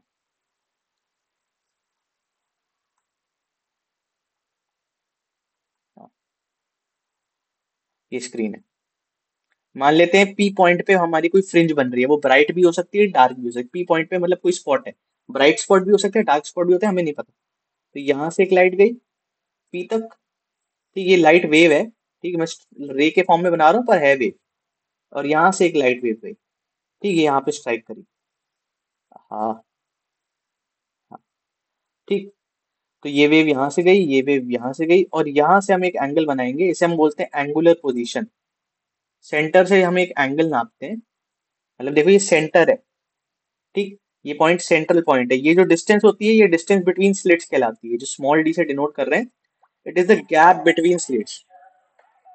एक सेकेंड,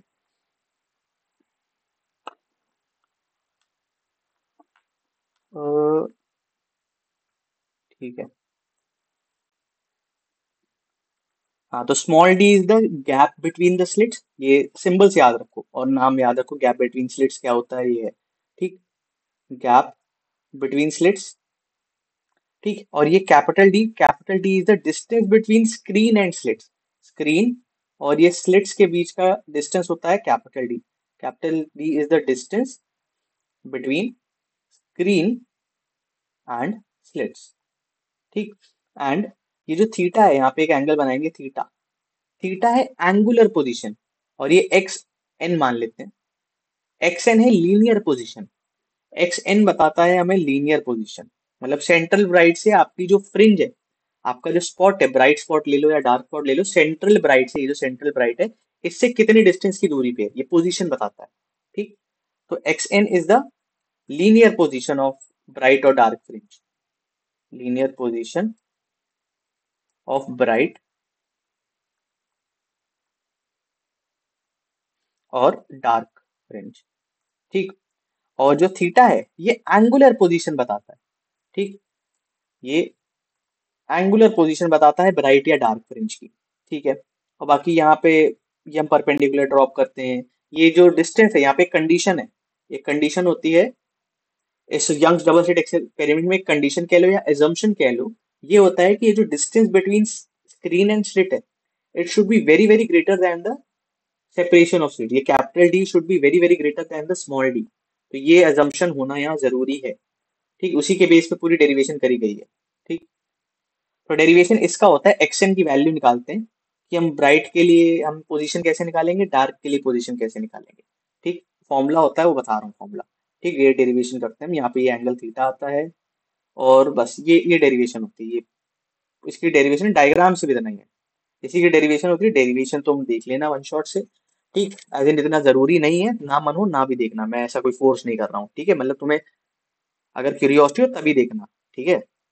बोर्ड्स के लिए जितना अभी मतलब बता रहा हूँ, डेरिवेशन चांसेस नहीं है, लीस्ट एक्सपेक्टेड डेरिवेशन है वेव ऑप्टिक्स से, तो लीस्ट एक्सपेक्टेड है इसलिए यहाँ नहीं बता रहा हूँ, बहुत क्लियरली ये मेंशन कर रहा हूँ कि लीस्ट एक्सपेक्टेड है इसलिए नहीं बता रहा, ठीक। आगे देखते हैं। हाँ, तो यहाँ पे हमने पोजीशन, ये जो पोजीशन निकालते हैं, लीनियर पोजीशन ऑफ ब्राइट या डार्क, तो ब्राइट या डार्क के लिए लीनियर पोजीशन कैसे निकालते हैं, linear position from central bright, याद रखना सेंट्रल ब्राइट से निकाल लें, ओरिजिन हमारा सेंट्रल ब्राइट है, लीनियर पोजीशन ऑफ ब्राइट और dark fringe from central bright, ठीक। फॉर्मूला है फॉर, रुको, फॉर ब्राइट फ्रिंज, ब्राइट के लिए लीनियर, ब्राइट के लिए लीनियर पोजीशन का फॉर्मूला होता है x n equals n d lambda by d, where lambda is the wavelength of light, capital d screen and slit का distance, small d separation between slits, n, n जो भी number की bright fringe निकालनी हो, N की value can be 0 1 2 3 and so on, मतलब first bright निकालनी हो, सपोज सपोज हमें फर्स्ट ब्राइट की पोजीशन निकालनी हो, ठीक, पोजीशन ऑफ फर्स्ट ब्राइट निकालनी है, तो एक्स एन की जगह पे वन रखेंगे, इसका मतलब एन की जगह पे वन है, तो एक्स वन आ जाएगा 1 डी लैम्डा बाई डी। अगर हमें पोजीशन ऑफ सेकंड ब्राइट निकालनी हो, ठीक, तो पोजीशन ऑफ सेकंड ब्राइट क्या आ जाएगा, एक्स टू एन यानी 2 डी लैम्डा बाई डी, ठीक, ये ऐसे आएगा। ऐसे ही थर्ड ब्राइट के लिए 3 डी लैम्डा, फोर्थ के लिए 4 D lambda by D, five के लिए 5, ऐसे ही होगा, ठीक। तो जनरल फॉर्मूला है, ऐसे ही डार्क के लिए फॉर्मूला निकाल लेते हैं, डार्क के लिए फॉर्मूला क्या था, ठीक, इसकी पूरी डेरिवेशन है पर अभी डेरिवेशन करने का कोई पॉइंट नहीं, for dark fringe, dark fringe होता है x n equals n minus one by two d lambda by d, ठीक है, ये डार्क के लिए है। ये डार्क के लिए है, ठीक, ये डार्क के लिए हो गया। अब डार्क के लिए जनरल फॉर्मूला है, तुम first dark, second dark, third dark सबकी पोजीशन निकाल सकते हो, ये जनरल फॉर्मूला है। ये सब जगह काम करेगा। यहाँ पे भी n की value can be 1, 2, 3, 4 depending on कौन सी डार्क निकालनी, फर्स्ट निकालनी तो n की वैल्यू 1 रखना, सेकंड निकालनी तो n की वैल्यू 2 रखना, एंड सो ऑन। ठीक। अब ये तो ठीक है, अभी इसका क्वेश्चन करेंगे तो सारी चीजें क्लियर होंगी, वेट करना। अब इसके बाद आता है फ्रिंज विड्थ। फ्रिंज विड्थ होता है the distance between any two consecutive bright fringes और any two consecutive dark fringes is called fringe width. इसका फॉर्मूला होता है डी लैम्डा बाई डी। इसका मतलब क्या होता है, distance between any two consecutive bright या any two consecutive dark fringe. अगर जैसे ये पैटर्न है हमारा, ये हमारा सेंट्रल ब्राइट, ये फर्स्ट ब्राइट और ये सेकंड ब्राइट। ठीक, ऐसे नीचे भी फर्स्ट ब्राइट, ये सेकंड ब्राइट। तो दो कॉन्जिक्यूटिव ब्राइट या दो कॉन्जिक्यूटिव डार्क के बीच का जो गैप है that is called fringe width. जैसे ये फर्स्ट ब्राइट है और ये सेकंड ब्राइट है, इनके बीच का ये जो गैप है ये फ्रिंज विड्थ कहलाता है। ठीक, सेकंड ब्राइट और फर्स्ट ब्राइट के बीच का गैप फ्रिंज विड्थ कहलाता है, जिसे बीटा से डिनोट करते हैं या ओमेगा, बहुत जगह से ओमेगा से भी डिनोट करते हैं। ठीक है, सिंबल कुछ भी हो सकता है, पर हाँ ये है फ्रिंज विड्थ। इसका फॉर्मूला होता है D lambda by D. D is the capital D is हमारा सिंबल, बाकी सारे मीनिंग वही है, कुछ अलग नहीं है। ठीक, ये चाहे तुम ब्राइट के लिए निकालो चाहे डार्क के लिए निकालो, सेम फॉर्मूला है। ठीक, और एंगुलर विड्थ देखो डबल स्लिट एक्सपेरिमेंट में भी होती है, सिंगल स्लिट एक्सपेरिमेंट आगे आएगा उसमें भी होगी। एंगुलर विड्थ होती है the difference between angular position of two consecutive bright और dark fringes is called angular width. ये डबल स्लिट एक्सपेरिमेंट में है। डबल स्लिट एक्सपेरिमेंट में एंगुलर विड्थ का फॉर्मूला अलग है, सिंगल स्लिट में अलग है। ये डबल स्लिट एक्सपेरिमेंट के लिए है। तो डबल स्लिट में एंगुलर विड्थ को डिनोट करते हैं थीटा से। इसका फॉर्मूला होता है लैम्डा बाई स्मॉल डी। ठीक, ये क्या होता है, जैसे ये लीनियर पोजीशन के बीच का गैप है, ठीक, वैसे ही एंगुलर विड्थ होता है एंगुलर पोजीशन। जैसे हम मान लेते हैं ये सेंट्रल ब्राइट है, ये फर्स्ट ब्राइट, ये सेकंड ब्राइट। तो फर्स्ट ब्राइट का एंगुलर पोजीशन है थीटा 1, सेकंड ब्राइट का एंगुलर पोजीशन है थीटा 2। तो ये जो एंगुलर विड्थ होगी ये इनके बीच का डिफरेंस होगा, थीटा 2 माइनस थीटा 1।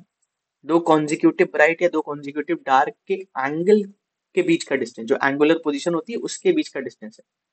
ठीक, उसके बीच का जो डिफरेंस है ये होता है एंगुलर पोजीशन, थीटा। ठीक, जैसे लैम्डा बाई डी से हम डिनोट करते हैं, इसका फॉर्मूला होता है।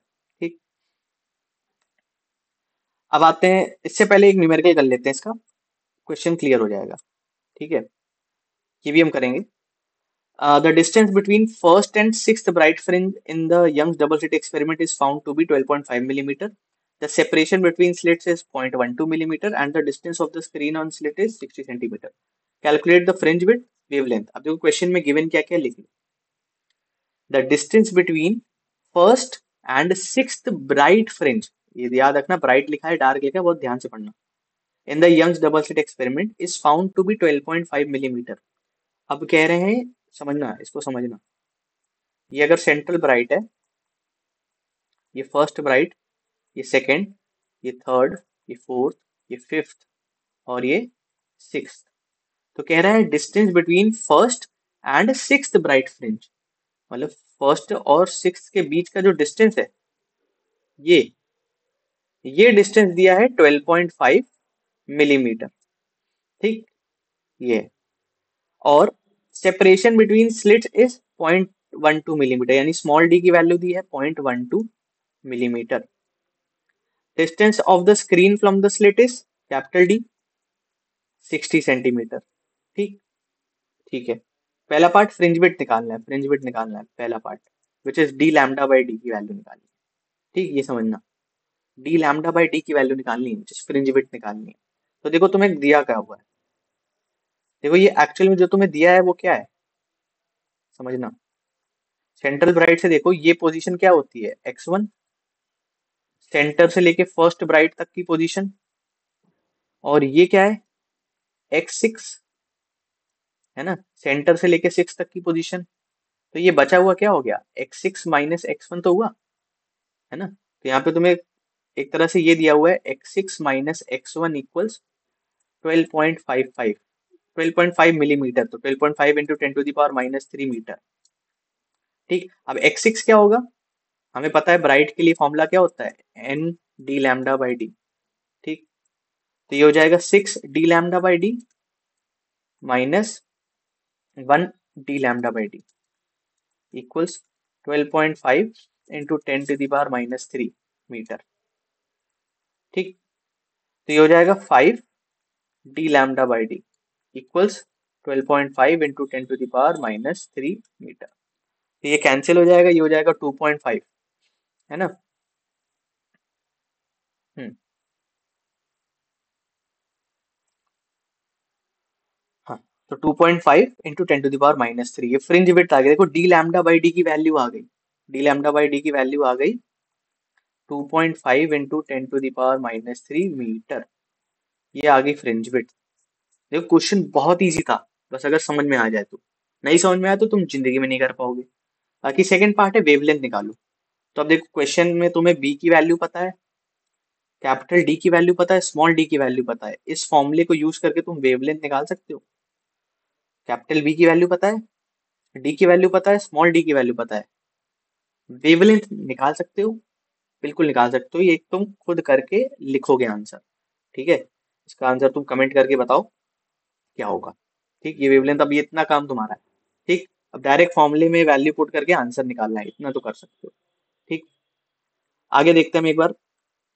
डिफ्रैक्शन देखो, सिंगल स्लिट डिफ्रैक्शन क्या है? The phenomena of bending of light around the corners और ऑब्स्टिकल्स इज कॉल्ड डिफ्रैक्शन। तो डिफ्रैक्शन कुछ नहीं होता, the phenomena of bending of light, जो लाइट कॉर्नर्स पे या एकदम शार्प ऑब्स्टिकल्स पे बेंड हो जाती है, this phenomena is called diffraction. The phenomena of bending of light, बस।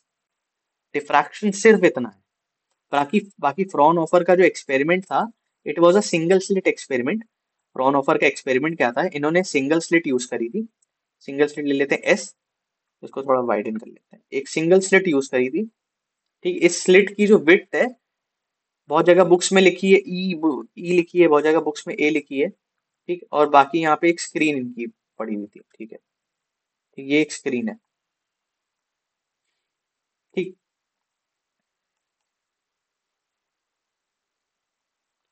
ये एक सिंगल स्लिट इन्होंने यूज करी थी और यहाँ पे एक सोर्स ऑफ लाइट यूज करा था। तो क्या हुआ था, इनको जो पैटर्न मिला था लाइट का, वो लाइट का पैटर्न ऐसा मिला था, बीच में एक सेंट्रल ब्राइट मिली थी, बहुत बढ़िया। बीच में एक मैक्सिमम इंटेंसिटी की सेंट्रल ब्राइट मिली थी। ठीक, फिर उसके ऊपर एक फर्स्ट डार्क मिली थी। ठीक, यहाँ पे मिली थी फर्स्ट डार्क, यहाँ पे मिली थी फर्स्ट डार्क, और यहाँ पे भी मिली थी फर्स्ट डार्क। ठीक, फिर इस इनको ब्राइट मिली थी, but of decreasing intensity and less width. इसकी विड्थ भी कम है। डिक्रीजिंग इंटेंसिटी की फर्स्ट ब्राइट, और यहाँ पे भी डिक्रीजिंग इंटेंसिटी की फर्स्ट ब्राइट। ऐसे ही सेकंड डार्क, सेकंड ब्राइट, वही ऑल्टरनेटिव पैटर्न मिलता गया। पर देख रहे हो यहाँ पे सेंट्रल ब्राइट की विड्थ बहुत ज्यादा थी, और फिर बाकी जो विड्थ थी, first bright, second bright, consecutive brides की विड्थ कम होती गई। सेंट्रल ब्राइट की इंटेंसिटी भी मैक्सिमम थी। ठीक, पर धीरे धीरे जैसे जैसे हमने ये ऊपर आते गए, ब्राइट हम कॉन्जिक्यूटिव बढ़ते गए, इंटेंसिटी भी डिक्रीज होती गई। ठीक, डिक्रीजिंग इंटेंसिटी, यही एक्सपेरिमेंट था। ठीक, तुमको एक्सपेरिमेंट अगर शॉर्ट में समझाऊं तो यही है एक्सपेरिमेंट में, इससे ज्यादा और कुछ नहीं है। बाकी फिर इसको डायग्राम देख सकते हो, इतना इंपॉर्टेंट नहीं है, इतना ज्यादा नहीं पूछा जाता, न्यूमेरिकल लेखा पूछे जा सकते हैं। तो ये होती है सेंट्रल ब्राइट, यहाँ से यहाँ तक, यहाँ तक ये होती है सेंट्रल ब्राइट। इसके जस्ट ऊपर मिलती है हमें फर्स्ट डार्क। ठीक, और ये जो पूरा एंगल होता है, ये पूरा एंगल, इसे हम लोग कहते हैं एंगुलर पोजीशन या एंगुलर विड्थ। ये पूरा एंगल को एंगुलर विड्थ कहते हैं। ठीक, तो मैं वर्ड से फेमिलियरिटी दे रहा हूँ ताकि तुम अगर क्वेश्चन पढ़ो तो तुम्हें समझ में। एंगुलर विड्थ का मतलब क्या है? ये जो पूरा एंगल है, जो पूरी सेंट्रल ब्राइट को कवर कर रहा है, ठीक है, ये होता है angular width of central bright. इसका फॉर्मूला होता है 2 थीटा। ठीक, यहाँ पे क्या होता है, साइन फॉर्मूला होता है साइन थीटा इक्वल्स लैम्डा/d। ये फॉर्मूला याद रखो। ठीक, यहाँ lambda is the wavelength of light, E is the separation of the slit या गैप ऑफ द स्लिट। ठीक, या स्लिट विड्थ, स्लिट का गैप कितना है, स्लिट की ओपनिंग कितनी है। ठीक, तो यहाँ पे थीटा आ जाएगा साइन इनवर्स लैम्डा बाई, इसकी कोई खास डेरिवेशन इंपॉर्टेंट नहीं है। ठीक, तो टू थीटा क्या आ जाएगा? थीटा है एंगुलर पोजीशन,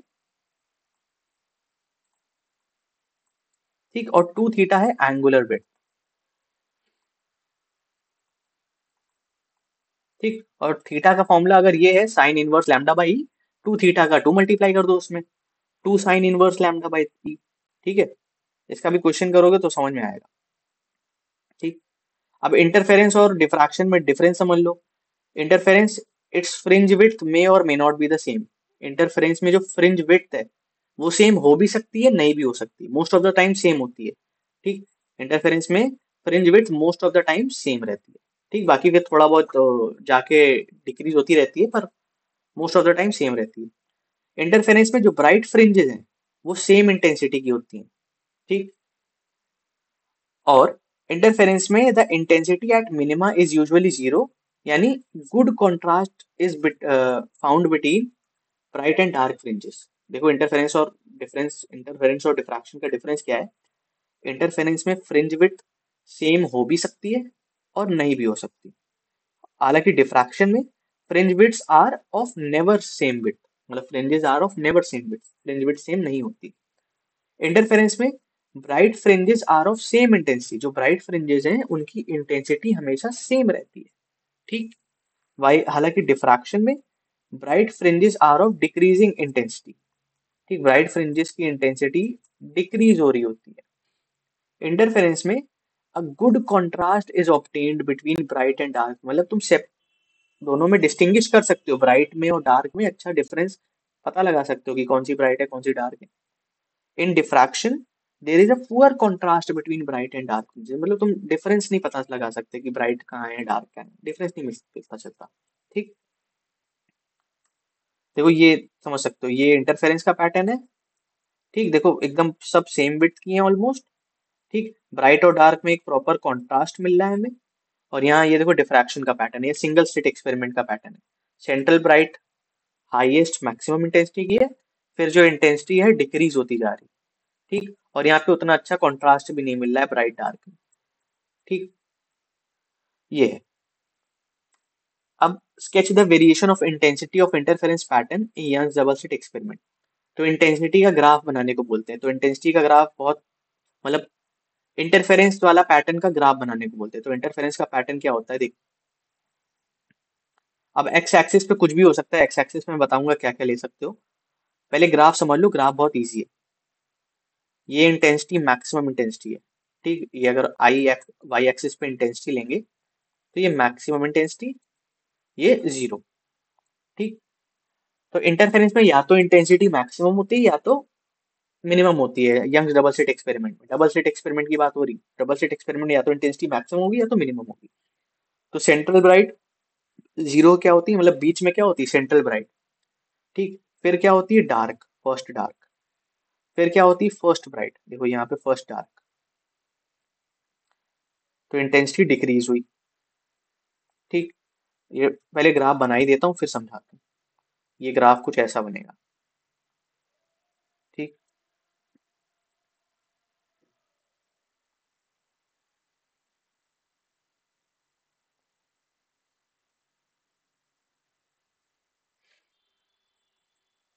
ठीक, ये ऐसा ग्राफ बनता है।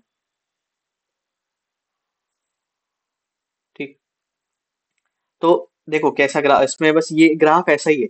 यहाँ पे इंटेंसिटी लेकिन सबकी सेम रखना, क्योंकि इंटरफेरेंस है, डबल स्लिट एक्सपेरिमेंट। ठीक, डबल स्लिट में हम इंटेंसिटी ऑलमोस्ट सेम रखते हैं, इंटरफेरेंस में हमने पढ़ा भी कि इंटरफेरेंस में जो ब्राइट फ्रिंजेस हैं सबकी इंटेंसिटी सेम रहती है। तो देखो ये क्या होती है, ये यहाँ पे होती है सेंट्रल ब्राइट।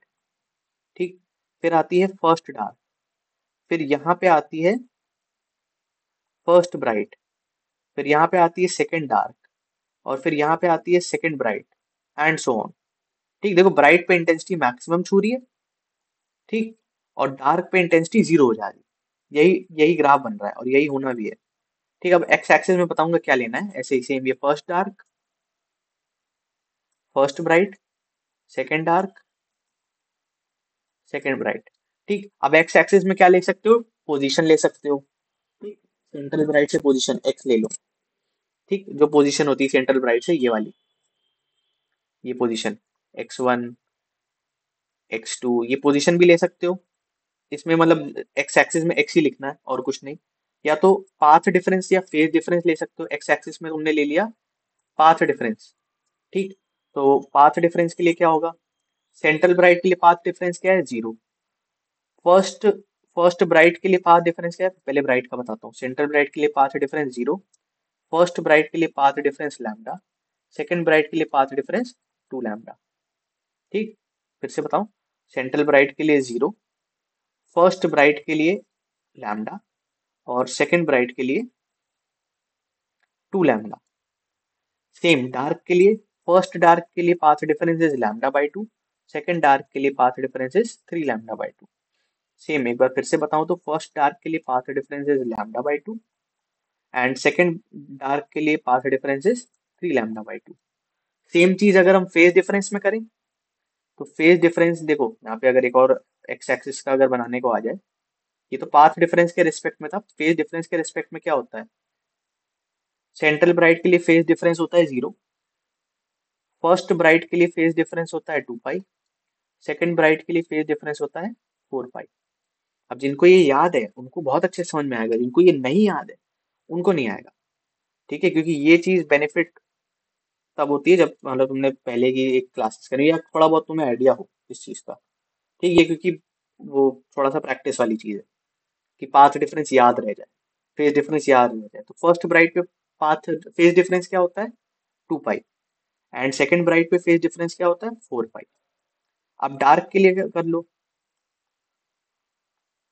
फर्स्ट डार्क पे फेज डिफरेंस क्या होता है, पाई, सेकंड डार्क पे फेज डिफरेंस होता है 3 पाई, ठीक।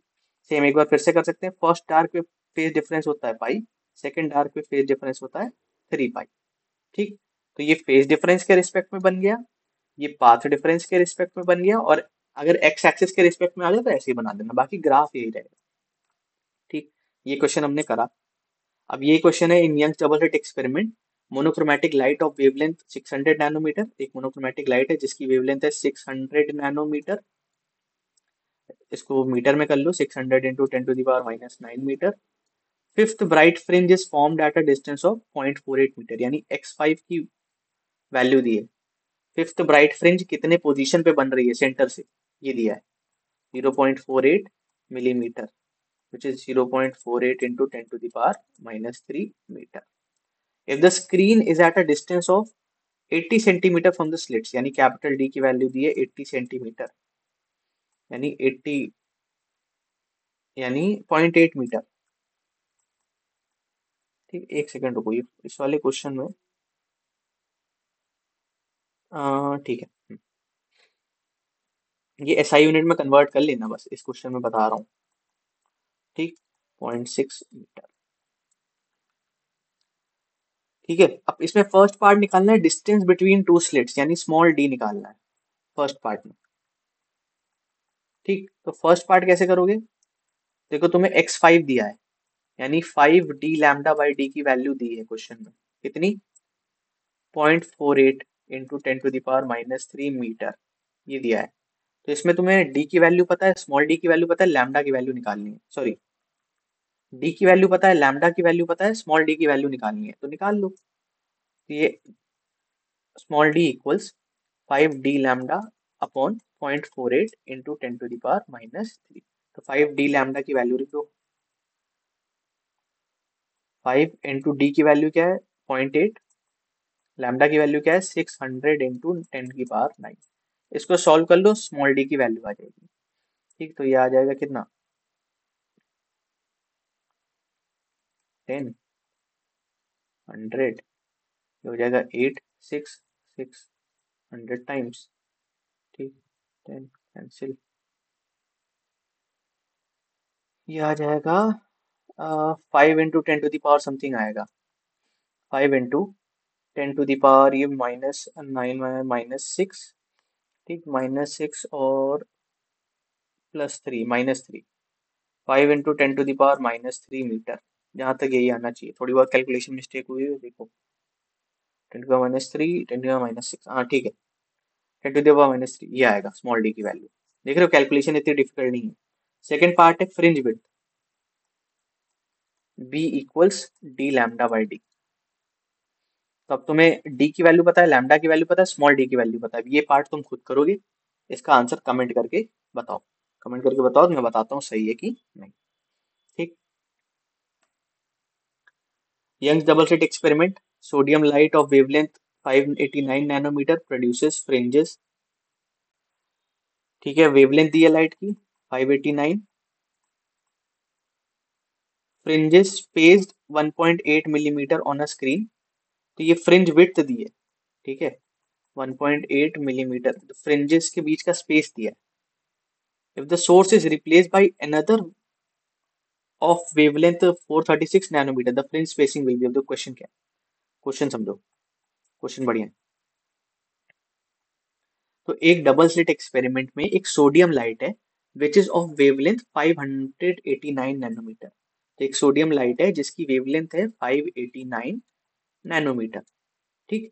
It produces fringes spaced 1.8 millimeter on screen.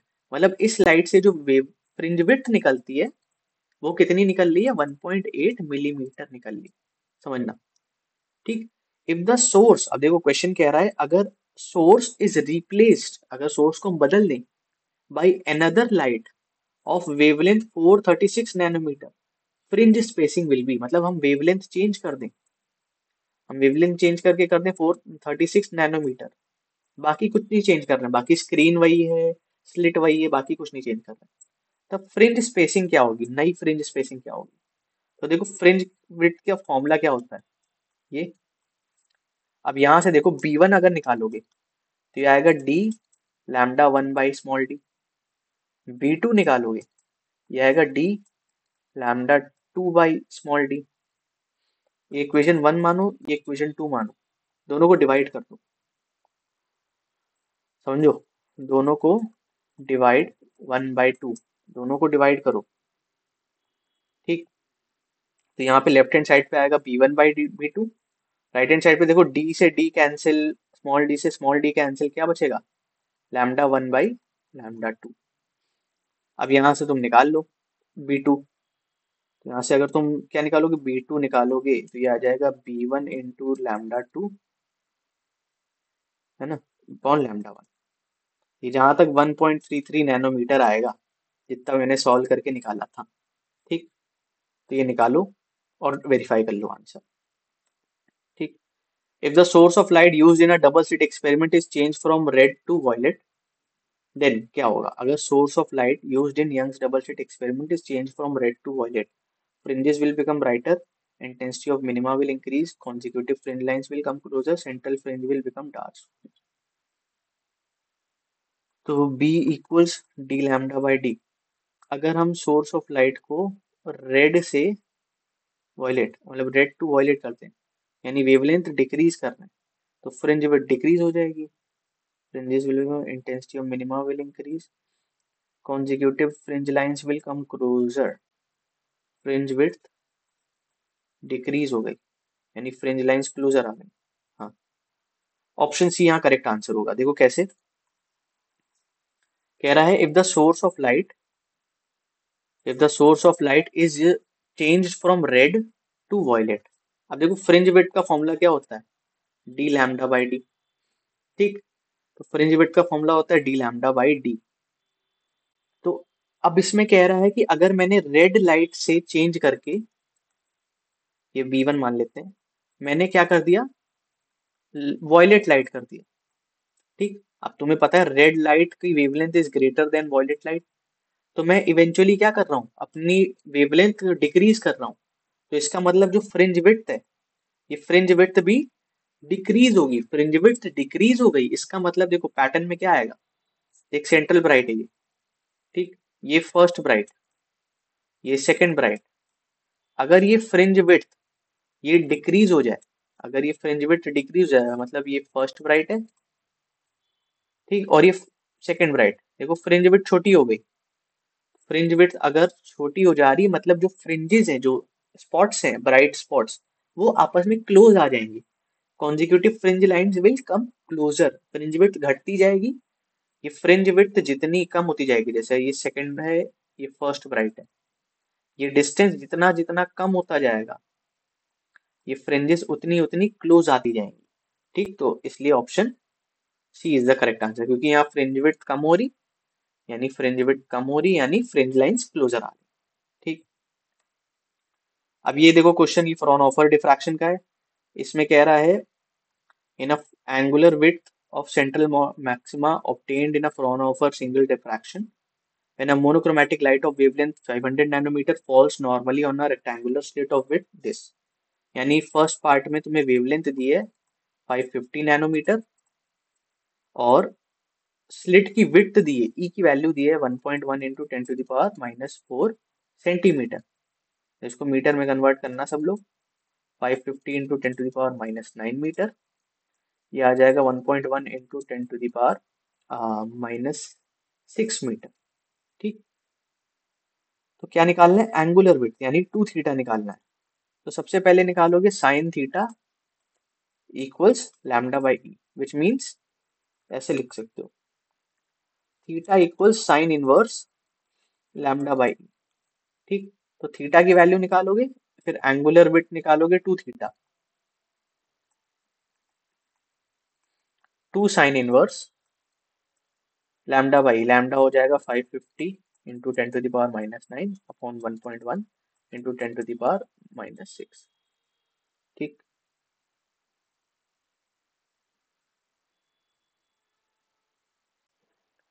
ठीक है, तो ये हो जाएगा 5 into 10⁻⁻1 which is 5/10 which is 1/2 which is sin inverse 30,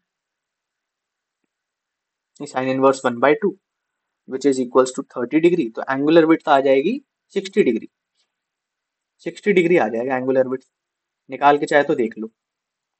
angular width आएगा 60 डिग्री, और ये मेंटली सॉल्व किया है भाई, देखो हो सकता है गलत हो पर 60 डिग्री आएगा जहां तक। ठीक, how will it's value change if the experiment is repeated with monochromatic light of greater wavelength. अगर हम वेवलेंथ बढ़ा दें, ग्रेटर वेवलेंथ करें, तो एंगुलर विड्थ विल इंक्रीज, क्योंकि ये देखो डायरेक्टली प्रोपोर्शनल है, theta is directly proportional with lambda. तो अगर तुम मोनोक्रोमैटिक लाइट वेवलेंथ बढ़ाओगे तो angular width will increase, angular width will increase. ठीक, तो यहीं तक थी कहानी, मिलते हैं फिर अगली वीडियो में। ठीक, अब क्लासेस कुछ लाइव भी चलेंगे, चिंता ना करो, लाइव क्लासेस भी चलेंगी। ठीक है, मिलते हैं, तब तक के लिए पढ़ते रहो, मुस्कुराते रहो।